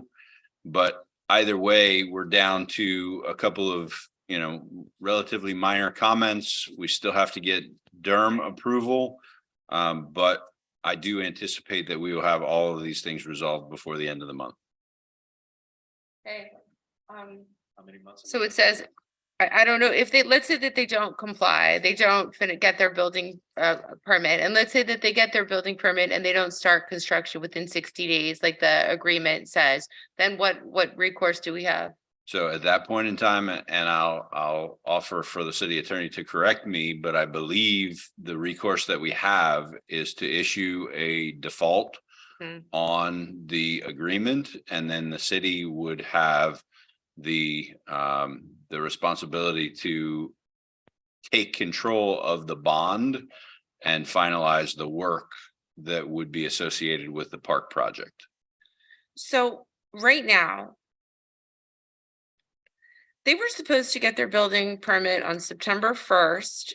We're in January. They don't have their building permit. So I would like, if it's okay with you, to leave this on as a standing item to check and track the progress of the building permit for Ocean Terrace Park that the residents were promised years ago. And let's just keep this on here. One thing that concerns me a little bit as you look at these buildings here, 7421. I'm not sure which one this is. There's no hearing date. It says that there's a case pending in front of the special master. Here, listen, the building department's recommendation is to initiate enforcement action either through a compliance agreement or initiate proceedings before the Unsafe Structures Board. Boom, historical building gone. 7433. There's no hearing date scheduled. The building department's recommendation is to initiate enforcement action either through a compliance agreement or initiate proceedings before the Unsafe Structures Board. Boom. This is an embarrassment for preservation, and we shouldn't be allowing this demolition by neglect. And when are we going to begin to fine them for leaving these buildings in the state that they're in? They go in front of the special master board. There was no hearing set. I don't understand what's. So Anna could address those two buildings. And thank you for putting this the open together. violations are for recertification, and not having completed the recertification. The rub here is that the HPB has approved the demolition of those buildings for the new project, but that still doesn't obviate the obligation to obtain the recertification. And so Anna could address what the process would look like for those two buildings. They are vacant, they are boarded up, and there's no safety issue, I would imagine, in connection with those two properties. Can I ask a question before we go into this process? Okay, let's say that these two buildings here are going to be demolished as part of this project that's really never taking place because they don't have any intention probably of building this. They're just flipping the zoning. So in the interim, is there any recourse that we can take as they blight the city with all of these buildings that are boarded up with no hearing and possible unsafe structure ready for demolition? In the interim, we have drug dealing going on, we have homelessness, we have a park that was promised that isn't being built. I just want to frame this in a way that is coming from a resident perspective instead of a, billionaire developer, it's all, perspective. What can we do as a city to make this, to move this process forward? The recourse under the development agreement, Eric Carpenter, the deputy city manager, mentioned it would be to, if there is a default of the agreement and they miss a deadline, like you mentioned, for the commencement of construction within 60 days of getting the permit, then we give them a default. They have an opportunity to cure. Ultimately, the remedy is they provided a letter of credit that is sitting in our finance department for $14.8 million. And if we were to, based on a default, draw on the letter of credit, then it would be on our obligation to complete the project with those funds, regardless of whatever it costs. And so right now, the developer is on the hook for completing the project in whatever amount it costs. But that would be the remedy under the development agreement. Anna could address the remedy for proceeding with the code violations for the recertification process. And those would be the two remedies that would be available to the city. So once they commence construction of this park, and that's good, but you know what? Does the agreement take into the cost of inflation? Because if they default and we had to withdraw the 14.8, and then David Martinez looks at the plan and says, that's not happening with $14 million. You know what I can give you? I can give you some grass. We need a dog park. Fountain. And I No, mean, we'd be limited to the 14, we'd be limited to the 14.8. we'd be limited to, so that this right. is, okay. Once they start they're gonna get their building permit now. They're already late. They were supposed to get it in September. It's January and they still do not have their building permit. Once they have the permit, they have 60 days. And from the 60 days, how long do they have to finish the park? Oh, I'd have to go back and remind Can they myself take of. 5 years to No, finish the no. park? There's a definitive Take- timeline for both phase one and phase two from the beginning of construction to completion. I just don't remember off the top of my head what the And timeline the is. final completion for phase two would be around 2028, Commissioner, which they- 2028. for the entire park project. And if they finish it early, then they get 2 additional years to complete the private portion of the project under the development agreement. They So gave them 5 years to build the park? So that's right. if I I mean, could it's just what add, it's taken for par 3, for example. Who as- read this agreement? Canopy Park was built a lot faster. Yeah. if I this- could just add a little bit of context to that. Phase one is 3/4 of the park. Phase two is the portion of the park that just surrounds that private property.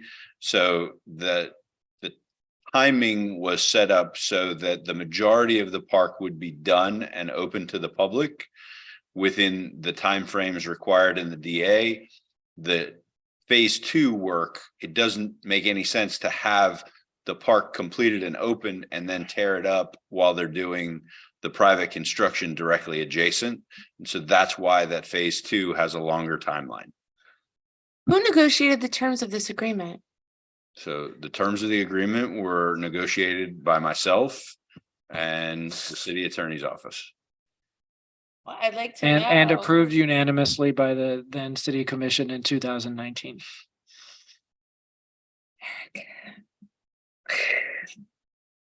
Okay, so we know that they have forever to build the park, not, do you think there's goodwill there, Eric? Are we gonna have a park within the next couple of years?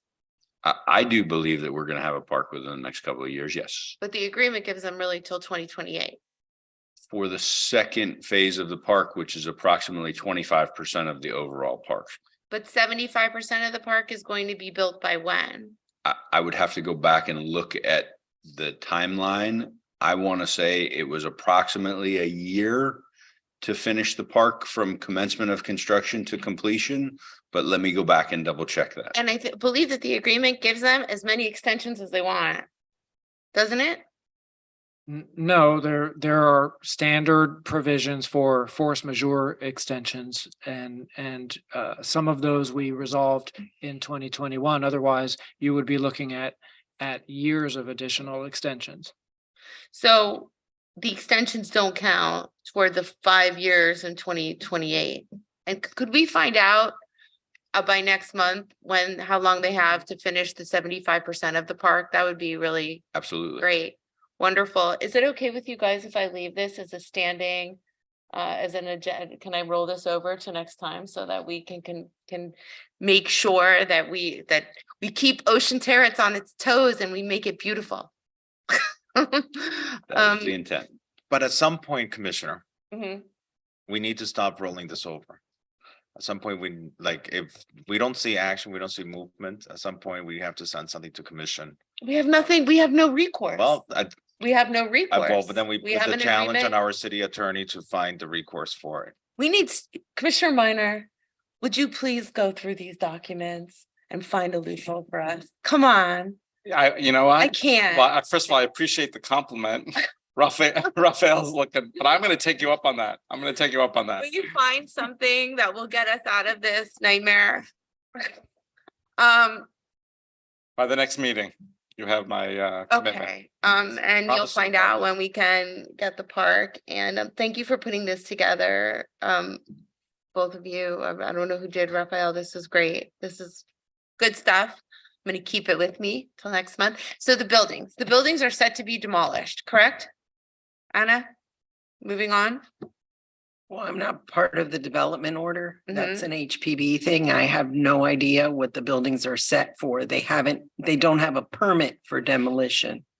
So they're just sitting there? So right now they're just sitting there vacant. Some of the buildings needed a recertification of the buildings based on the age. Mhm. The fact that they were vacant and secure always allows for additional time. At this point, though, we're trying to play catch up this year.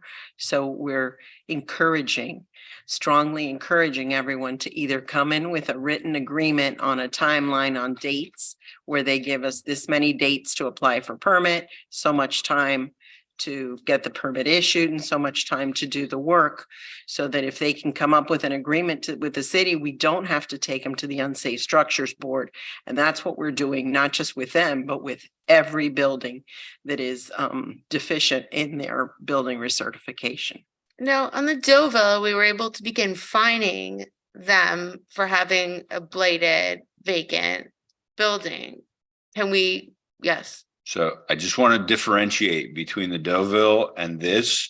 This one has an approved HPB order that allows for the demolition. So to meet the demolition by neglect clause in our code, it's my understanding, and I'll obviously defer to the city attorney. It's my understanding that you have to have caused for the demolition of the building without the HPB's approval. That's right. And in this case, there is a certificate of appropriateness in place. But point of information or order, at some point you're gonna have to educate me on the difference between the two, by the way. But didn't the Deauville have an approval for a project at that site? No, but they did not have a certificate of appropriateness for demolition. Okay. Of certain buildings, but what we have right now is a series of vacant buildings as these this development group who sued us, by the way, after we made several concessions and got them zoning and gave them the park, then they sued us for additional FAR. In the interim, look at all these buildings that we have vacant. And Commissioner, the prior project, Tom is just advising, the order had expired. The order had expired. Okay, I So see. they have no demolition For the Deauville. for the Deauville. That's right. Um, And in this case, we also have a vacant building ordinance, which would need to be complied with to make sure that all, safety issues are addressed. And you, Commissioner, have sponsored a referral to address some beautification issues for, fencing and things of that nature. So we'll look at amending that ordinance. But my understanding is they haven't been cited for any failure to I had comply something with similar to with didn't the I? city code. On the Where- conditions of vacant lots. That item, I passed it in, it passed in November or December. And then did I send it here? That item? Could that item are all the items that we referred here on this agenda? Or not? No, there's still, this was the holdovers from last year that we hadn't finished, and there's items coming up. Because I know that we have, number one, the vacancy registry, which I know a lot of you are involved in, but this is a perfect example of how they can begin to accrue fines for just because you can legally have a building vacant, but there has to be some recourse. If you have an entire 2 blocks that are vacant and blighted and just left there has to be something that we can do. This is prime oceanfront property, and we're starting to see serious homelessness, crime. I mean, worse than ever before in that area. Let me just tell you what my biggest concern is. We hear it from our law enforcement, we hear it from all the professionals. We need areas activated. The area is not activated. The area has to become activated. This is what was approved. They need to move forward with it. There were promises made to the public. They need to come through with it. They don't though. Well, so I don't like areas that are not activated. They create issues with the homeless, which I'm seeing them. I'm biking by there every single day. I see issues there with the homeless. They start creating public safety issues.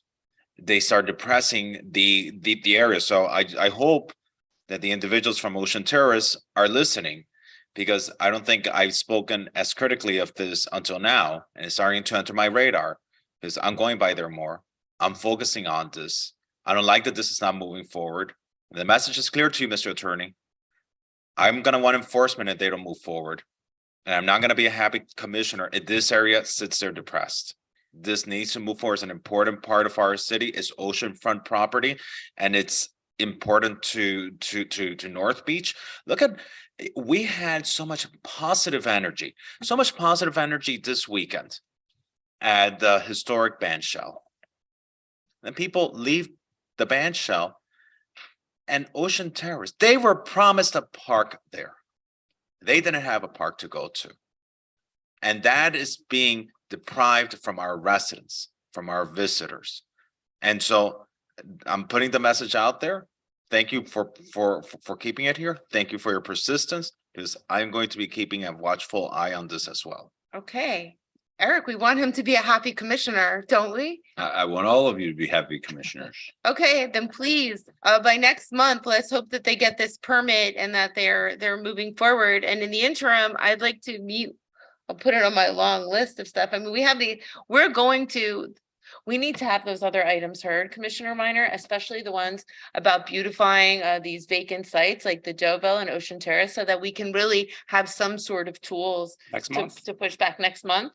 Okay, please. Those are Look at important those neighborhood items. They're super issues. important, especially the one with the Deauville, because it's just gonna sit The- there blighted. the and horrible, items and on- Ocean Terrace too. We're gonna make them light it up, fence it, landscape it, make it look beautiful. They're not gonna, we need to have something that we can do. And Eric, I would speak to them, please reach out to them and let them know that so far, I don't think we're very happy. But I believe they're watching. okay, The items on today, by the way, were the oldest of items, so we had to get through that. But can That's I right. None of the December items are on this agenda. Right, correct. But what might be good is, let's just, with all the other committees, let's just keep a tab of the pending items so that we know, okay, this is what We have new business, old business, but it's not on the agenda. they are. They're not here.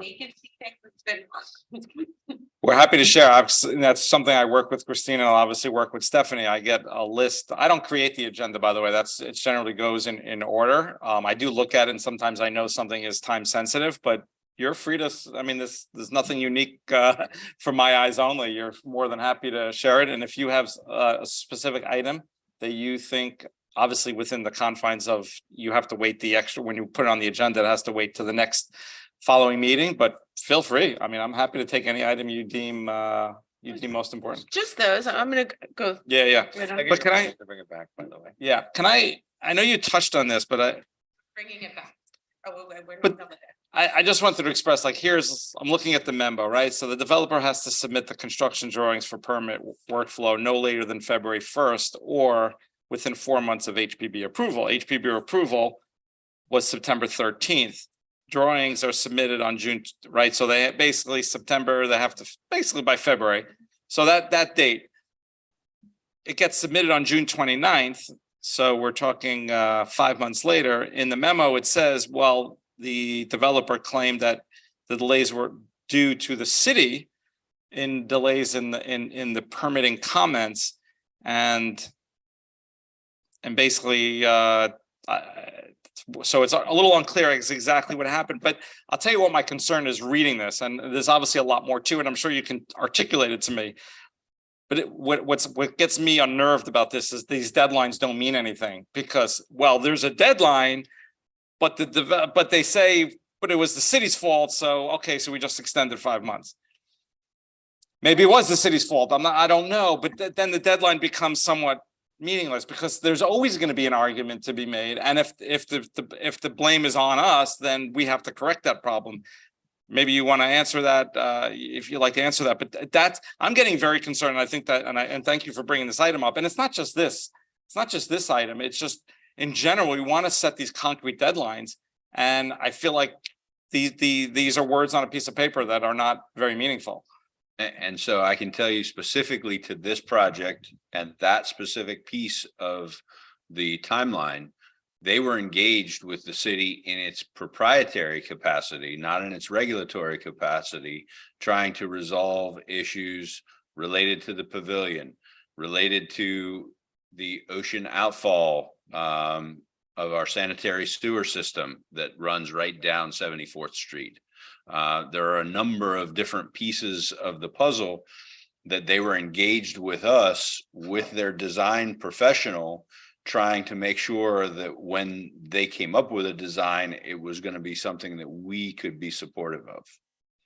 So we actually spent about 6 months longer than we anticipated trying to get all of those details honed down to what you're seeing going through the permitting process now. Okay, thanks for that clarification.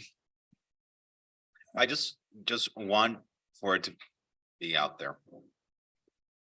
How many blocks is this of Ocean Drive? I mean, of Ocean Terrace? 2 blocks. 2 blocks. Can you imagine 2 blocks of Ocean Drive dead? With no activity? The chaos that would happen there. It'll be not just bad for our economy, bad for public safety, bad for quality of life. We need to prevent that from happening here. And we're talking here about 7401, 7409, 7421, 7433, 7435, 7437, 7439, 7441, 7449 Collins Avenue. We're talking about 7400, 7410, 7420, 7430, 7436, 7450 Ocean Terrace. That's a lot of property of sitting there, not contributing to our economy. It's shameful. It's embarrassing. And so this, I don't know to whom the message is out there, but it has to be brought in for landing. And deadlines should be deadlines, because there's no more excuses on this. Yes. And I would hold them firm with any deadlines that they have. All right. Understood. Thank you, guys. So we had a motion and a second to bring it back next time. Yep. Thank you. Okay, thank you. I have some really fast items that we could get through. Well, I only want to hear one item, and it is mine admittedly, but Raphael, I'd like him to be here for that, and he's here, and we're gonna lose him. So Okay. we'll try to get through it in 10 minutes, and then we'll take your items. Is that fair? Okay. item number 14, I think Tom Mooney also, this is my item relating to an overlay. We did it for Lagos Island. It got approved by commission. And now I'm looking at potentially expanding this to other parts of the city. But why don't you go for it, Tom? Okay, this item. And Amy.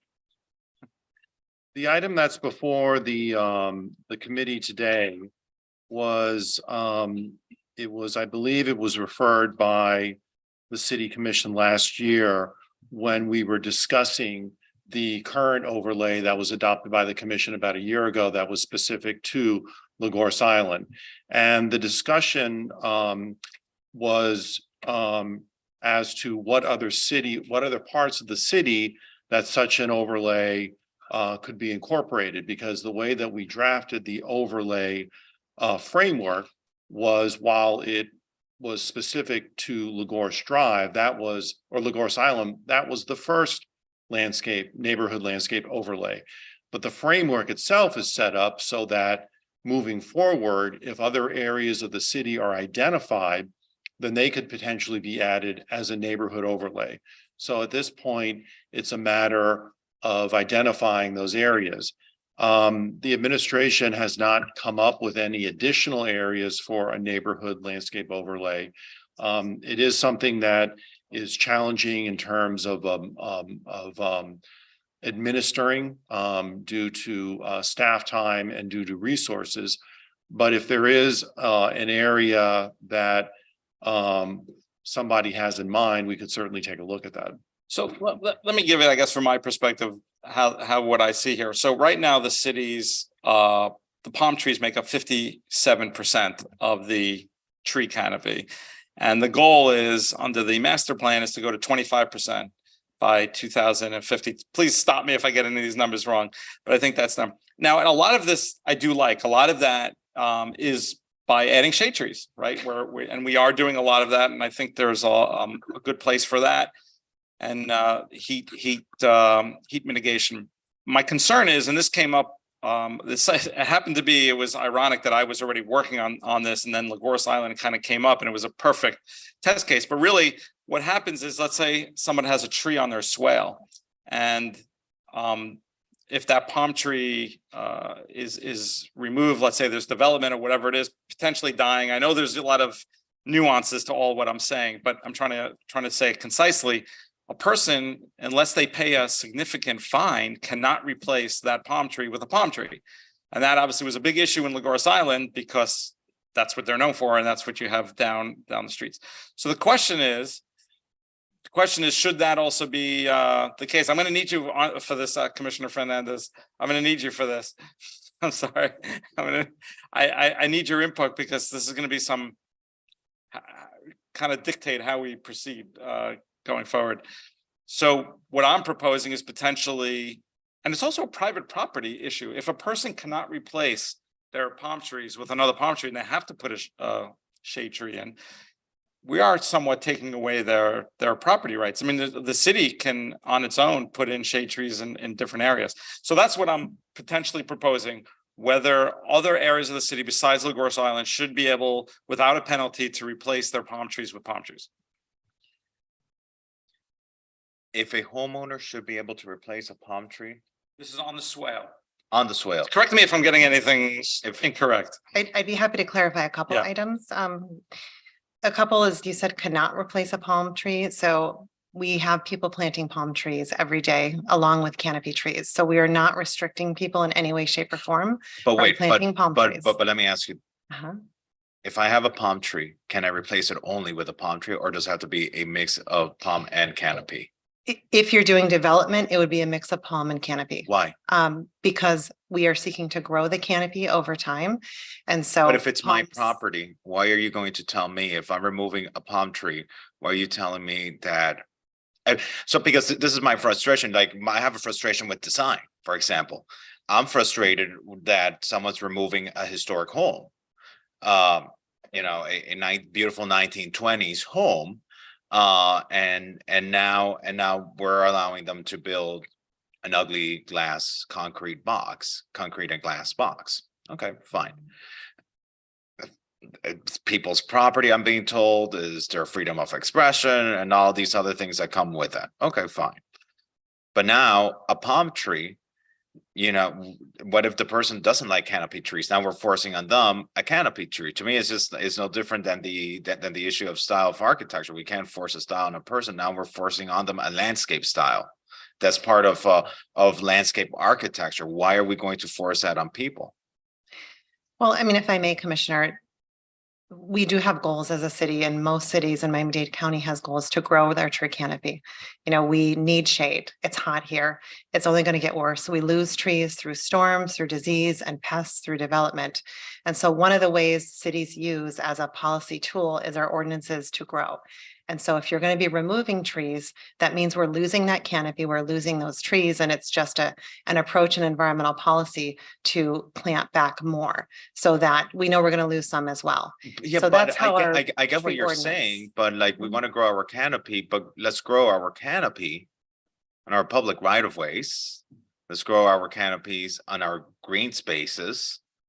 But don't come to my home. I'm not going to go to your home and tell you, you're removing a palm tree. You now need to put a desert cassia there, or you now need to put some other type of plant there. If I like palm trees, because it's part of the iconic, we have Royal Palm Avenue, we have Palm Island, we have the palm in the seal of the state of Florida, we have the palm in the seal of Miami-Dade County, we have the palm in the seal of the city of Miami Beach.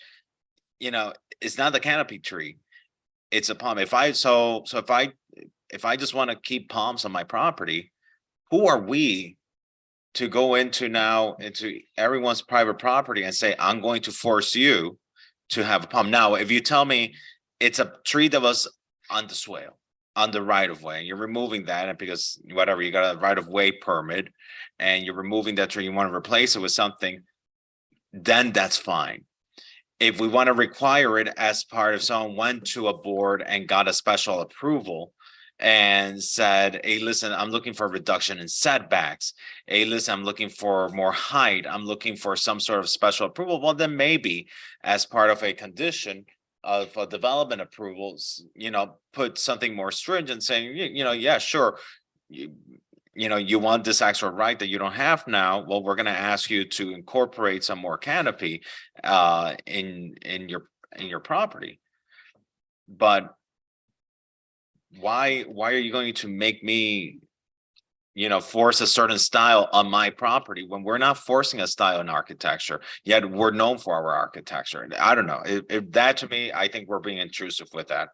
I wish you were here 2 years ago when I had this, I mean, you watched it, you saw what was going on. You were on the planning board when this came up and we discussed it. I mean, I see the goal. First of all, I've always viewed the 57% to 25% in the next 25 years as extreme. That's my own view. I think there's a way to get there. To me, numbers are also like, to have a goal like that it's fine. I mean, again, it depends. If you're adding a number of shade trees where there's areas for, great, let's do it. I know it's happening all over the city, and for the most part, I think people like it. Obviously there are always pockets of issues, and not everyone is in love with it. But to me, this one size fits all policy, and it's potentially changing the landscape and character of certain neighborhoods, and also taking away potential property rights. I think if somebody wants their palm tree, they should be able to keep their palm tree. And I confirmed also that this also applies to the city. The city, if it wants to replace a palm of the palm, has to pay into a mitigation fund. So the city's also subject to it. But that's a whole different issue, I think, because we're not taking away somebody's property right. I'm all for, by the way, we're talking about public property. If we as a city have developed a master plan, and we're saying as part of our master plan in public areas, in the city's property and the taxpayers' property, we want to increase our tree canopy. I'm all for that. But I'm the one paying the taxes in my house. It's not the city paying my taxes. I'm paying my taxes. Why is the public going to come now and dictate on my property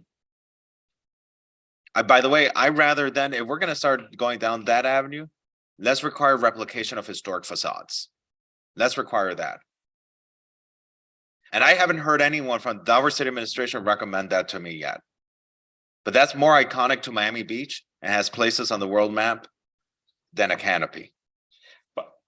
And by the way, I think right now, we're probably focusing on the private property, but even the city property, you probably remember that battle we had about 41st Street a couple of years ago, where there was the design had 70 of the 251 palm trees removed. And they weren't replacing it with shade trees. The shade trees are going down the side streets.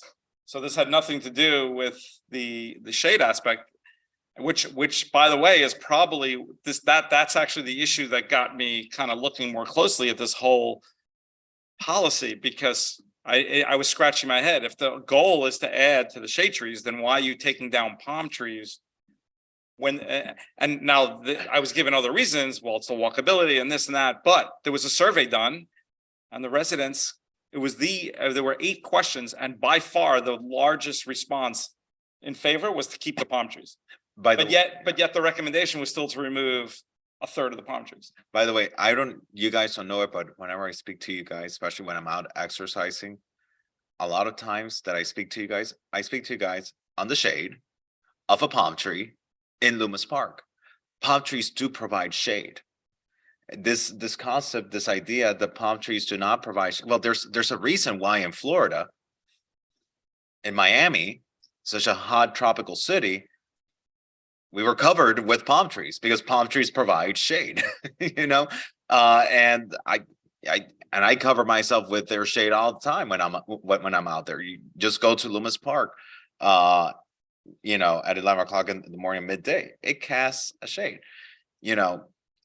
Maybe it's not what a consultant put in a study, but what I've noticed is that a lot of times with master plans and consultant studies, one thing is the beautiful idea that is set on paper does not translate the same in implementation. And I feel very strongly about this, and thank you for leading on this, Commissioner. No, I appreciate it. That's why I didn't obviously know exactly what you were going to say, but I had a feeling, so that's why I wanted you to definitely provide your input. There's one other issue with the shade trees too. For example, on Meridian, now that the landscapers can't use they can't use gas leaf blowers. The battery power packs are too heavy and they can't carry the battery power packs, and they can't clean up all the leaves that are on a street like Meridian. Becomes a nightmare. So there's other effects. That said, look, I think that if you're in a property and it's on a right of way where pedestrians walk and you're going to plant something new, I think in that situation, you should have to plant a shade tree. Yeah. But in your single family home, I think you should be able to plant whatever the heck you want. Of course. That I don't think we should regulate. And if we are regulating it, then just reverse it on single family homes that aren't impacting some sort of multifamily right of way. Like if you're south of Fifth and you're redoing something, you shouldn't probably be able to put a palm tree there if they're trying to create a canopy where a lot of people, it's very dense and a lot of people are living. But if you're in your home on Lagorce Island and you want to replace your tree, we shouldn't tell you what kind of tree you're going to replace it with. And if that isn't a county ordinance, then I invite one of you guys to bring it forward and let's just reverse it. Well, that's what I'm we're trying to doing. do. That's what Well, I'm then trying to just do. reverse it. I just want to make sure we don't end up with like I just want to make sure we still have prohibited species. That's the one thing I want to make, like for example, like the black olive. Black olives are known to be horrible for foundations and that type of stuff. That's, for the same, But by those the same aren't being token. sold anymore. You know what I mean? I don't even think that they're being sold. I think when you go and you're buying a tree, those types of invasive tree species probably aren't so readily available. I've heard our own city has required people to plant black olives. Oh, really? Yeah. Oh. I was taken aback when I heard that, I but don't- so, I don't know. but we maintain our list of certain plants that because of their damage to infrastructure and to foundation and that type of stuff that we don't allow. Yes, there's a list of prohibited species within our code.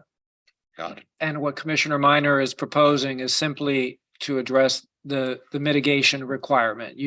This year you created an exception so that the mitigation requirement does not apply to Lagorce, and it's a policy call in terms of whether you want to waive that mitigation requirement or eliminate it altogether, either in portions of the city or citywide. It would have, of course, we'd have to amend that master plan because I don't know that you're going to meet those goals without it, but the two go, hand in hand. If that's the policy direction, then the waiver of the mitigation I requirement. would like to is- call this policy the Minor Palm Tree Act of twenty There you twenty-three. go.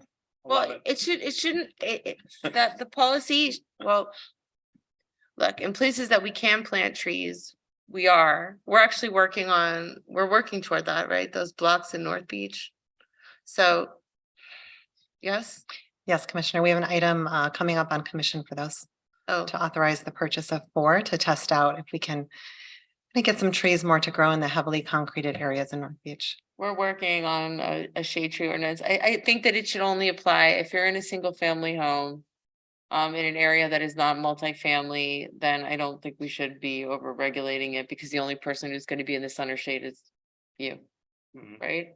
But if it's gonna impact anyone else. I would only leave a window open Yeah. if you're asking for a special approval for something that you're not allowed to as of right. At that point, I think it's fair game for us. You want more height, your setback reductions, whatever it may be. At that point, I'm all for, okay, then, let's then find a common good in mitigation or something like that. But otherwise, it's palm trees are part of the character of our neighborhoods. It might be the reason why someone bought their home. Who are we to impose on them and tell them now, this is what your yard is going to look like?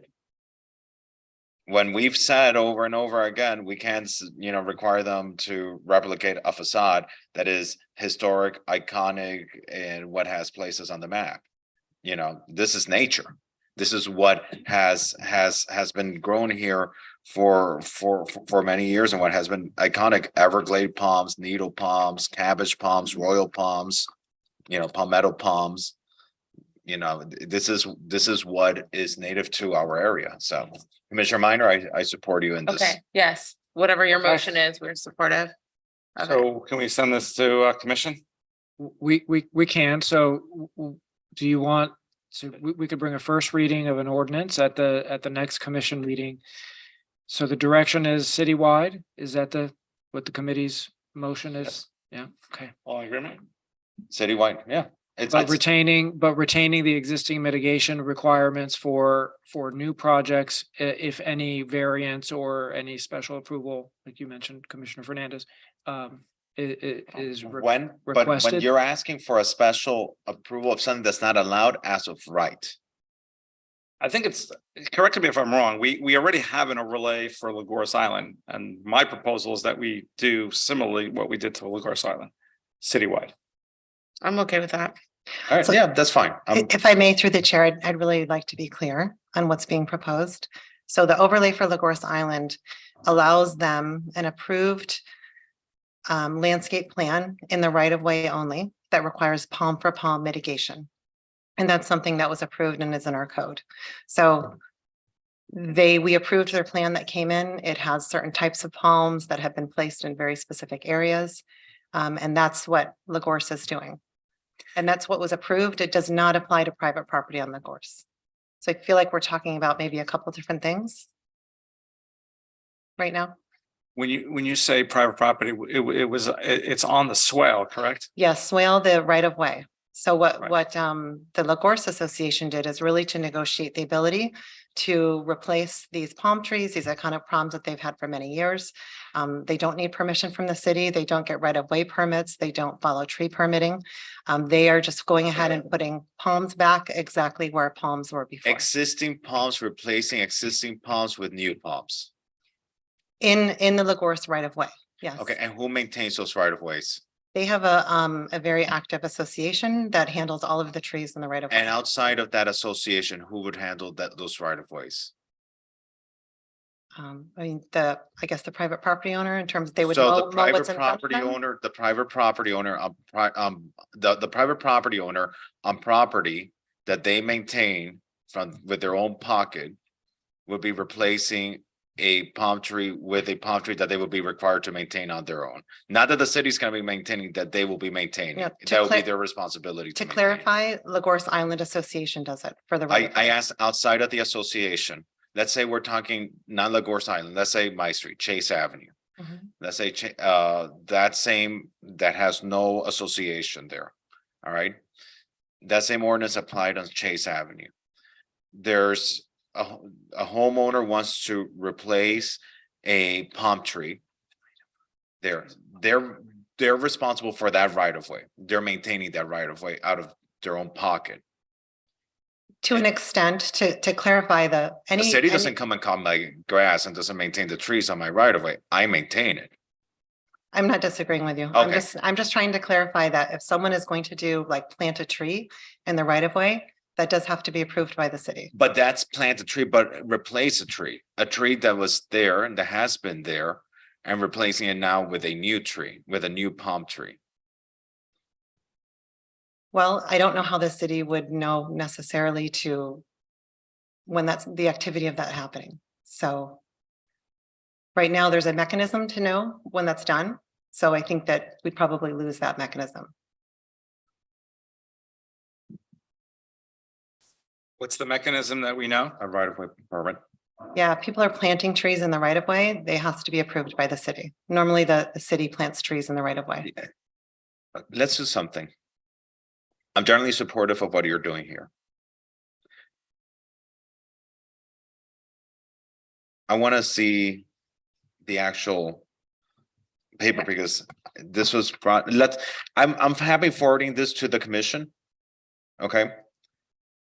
I'm happy forwarding this to the commission. I'm not sure we should completely I think a right of way permit is necessary when you're planting a new tree that didn't exist before. But we're replacing a tree. I don't have an issue. Why are we going to require someone to get a right of way permit to replace a tree that was already existing? If you're telling me expanding and adding more trees, well then yes, but to replace a tree that was existing, they're doing we want to preserve our trees. We don't want an absence of trees. Yes. Can I answer what I thought was a question mark at the end of that statement? It was a question mark. So one of the challenges that we have is that if people are doing work in the public right of way without our knowledge or without our prior approval, we often end up with situations where we have traffic issues that are created.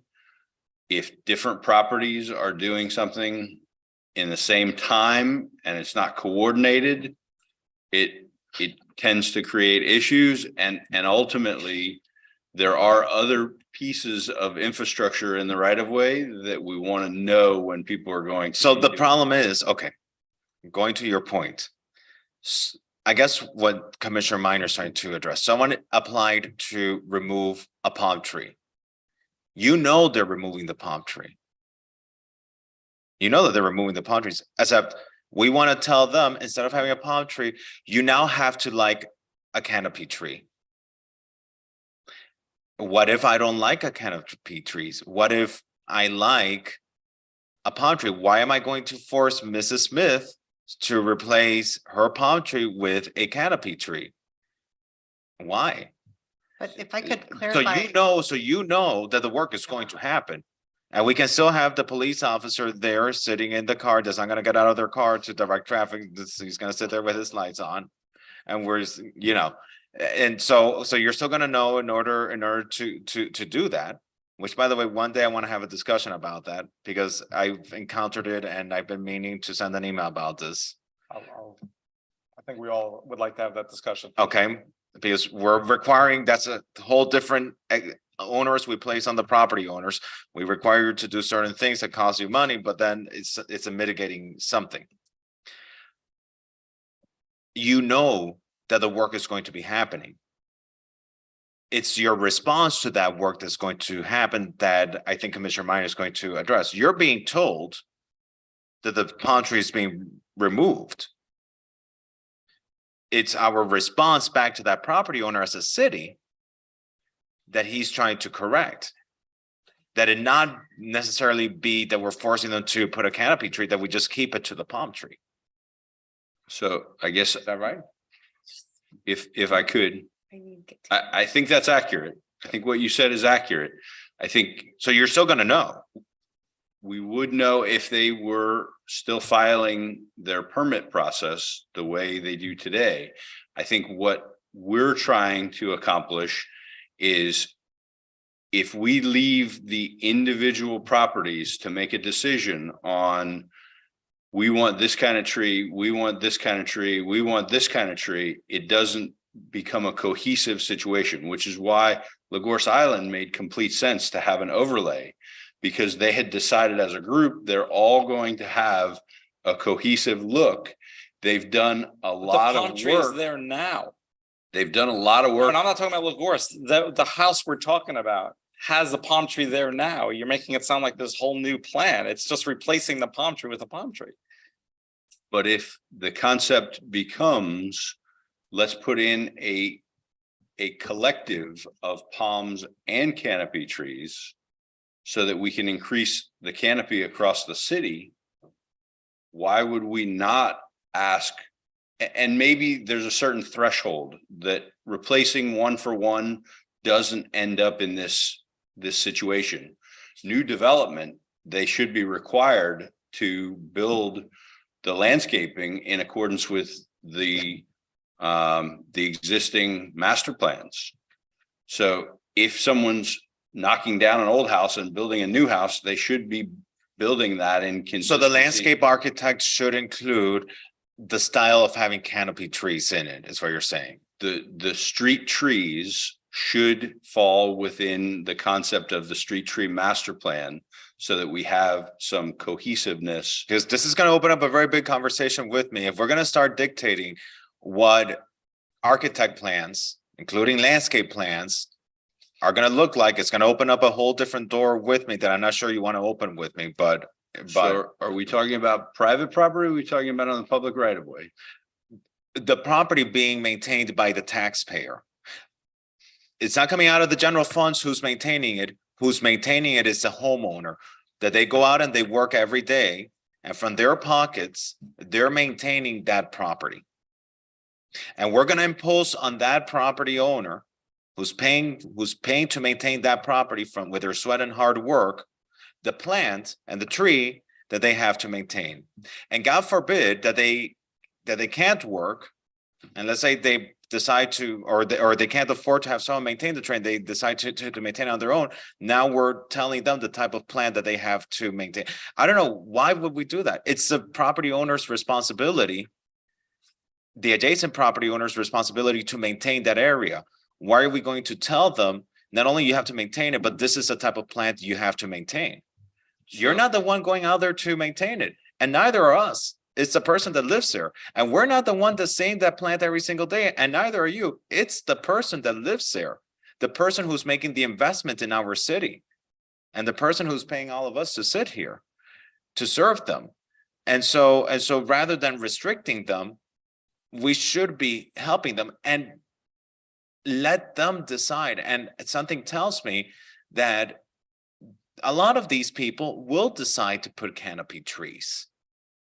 But why impose on them the master plan for the rest of public property that they're not maintaining? This is the difference with all other public property here, is that we're not the ones maintaining that property. It's that person who's maintaining that property.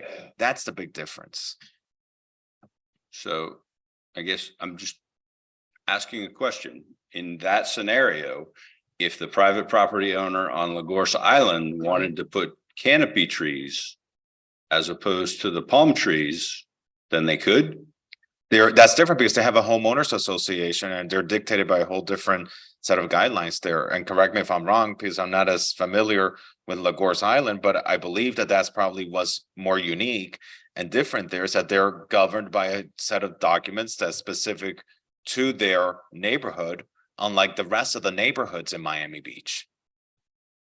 And I think if that's the case, we can certainly go down that path, but we are not going to meet any canopy increase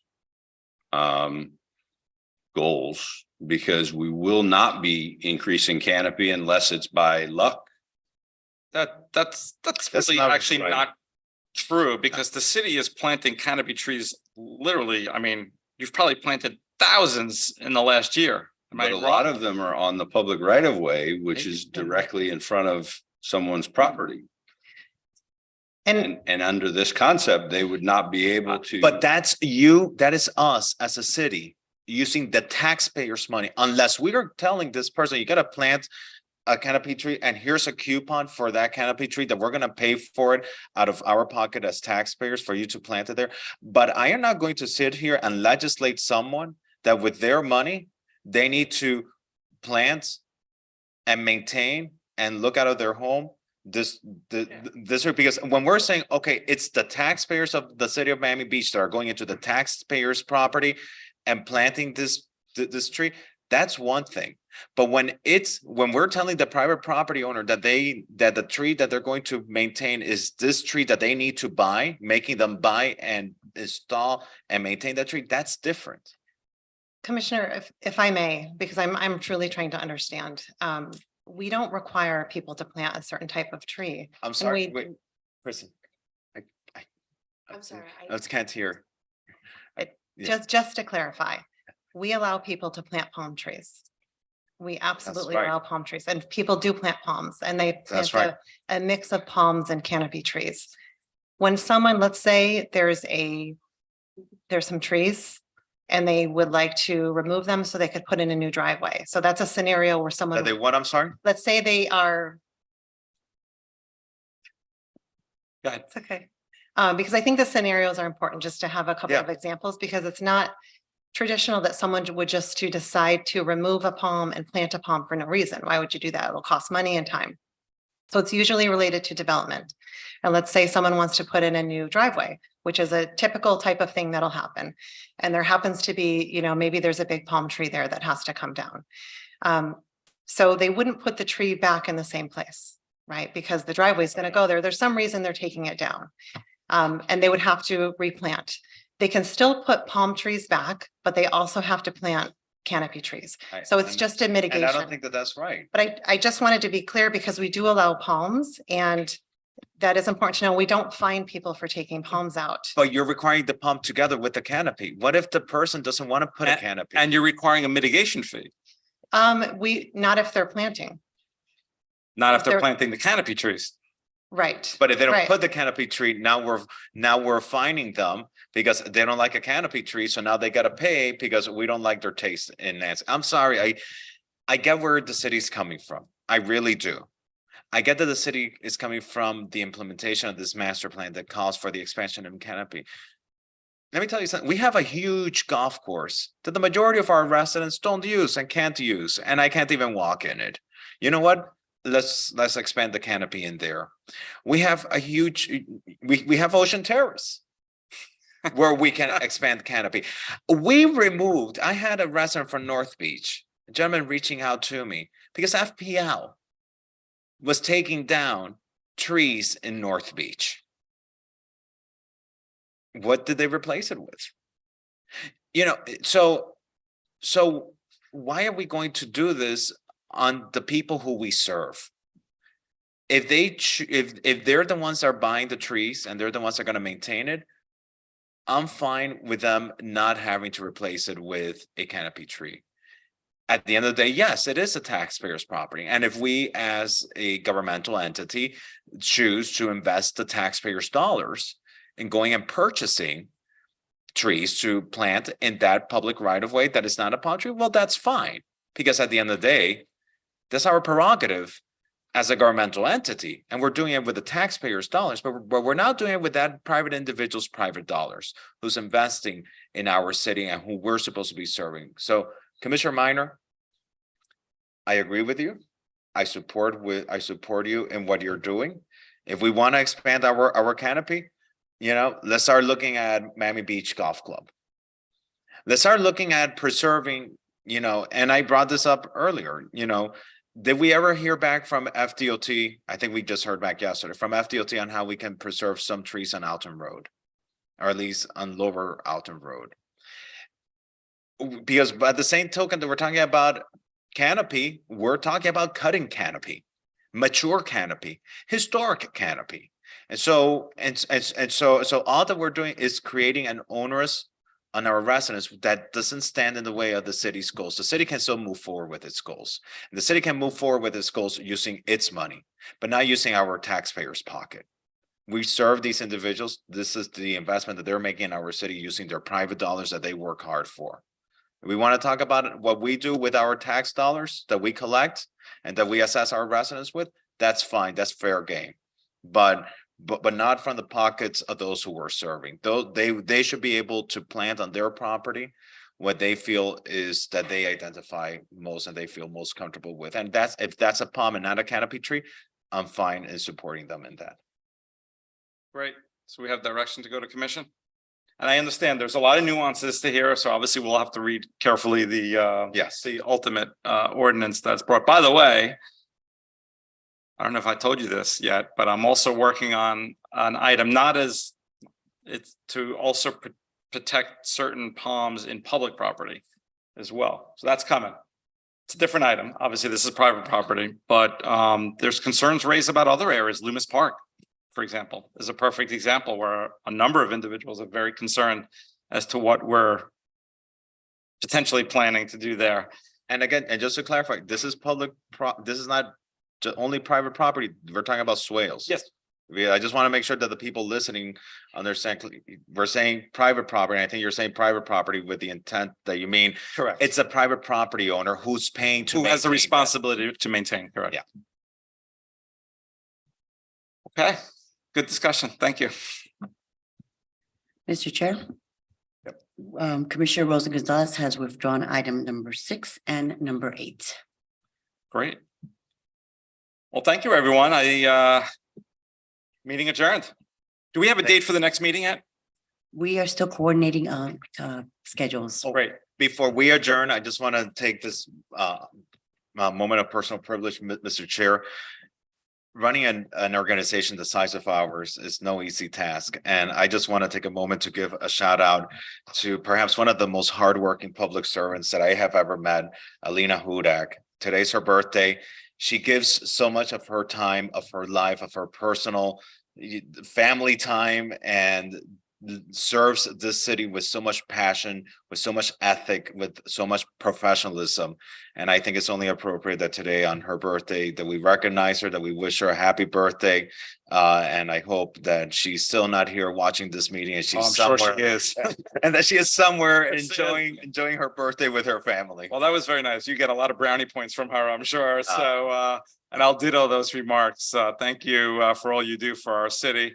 And the funny thing is, I'm always emailing and calling. Today, I was actually going to call Lena with an issue, and I said, "No, it's our birthday. I'm gonna let her be." Instead But of happy calling her, I birthday. stopped by her office instead. Regardless of where she is, I promise you she's listening. She is. Happy birthday, Alina. Thank you for being such a great city manager. Meeting adjourned.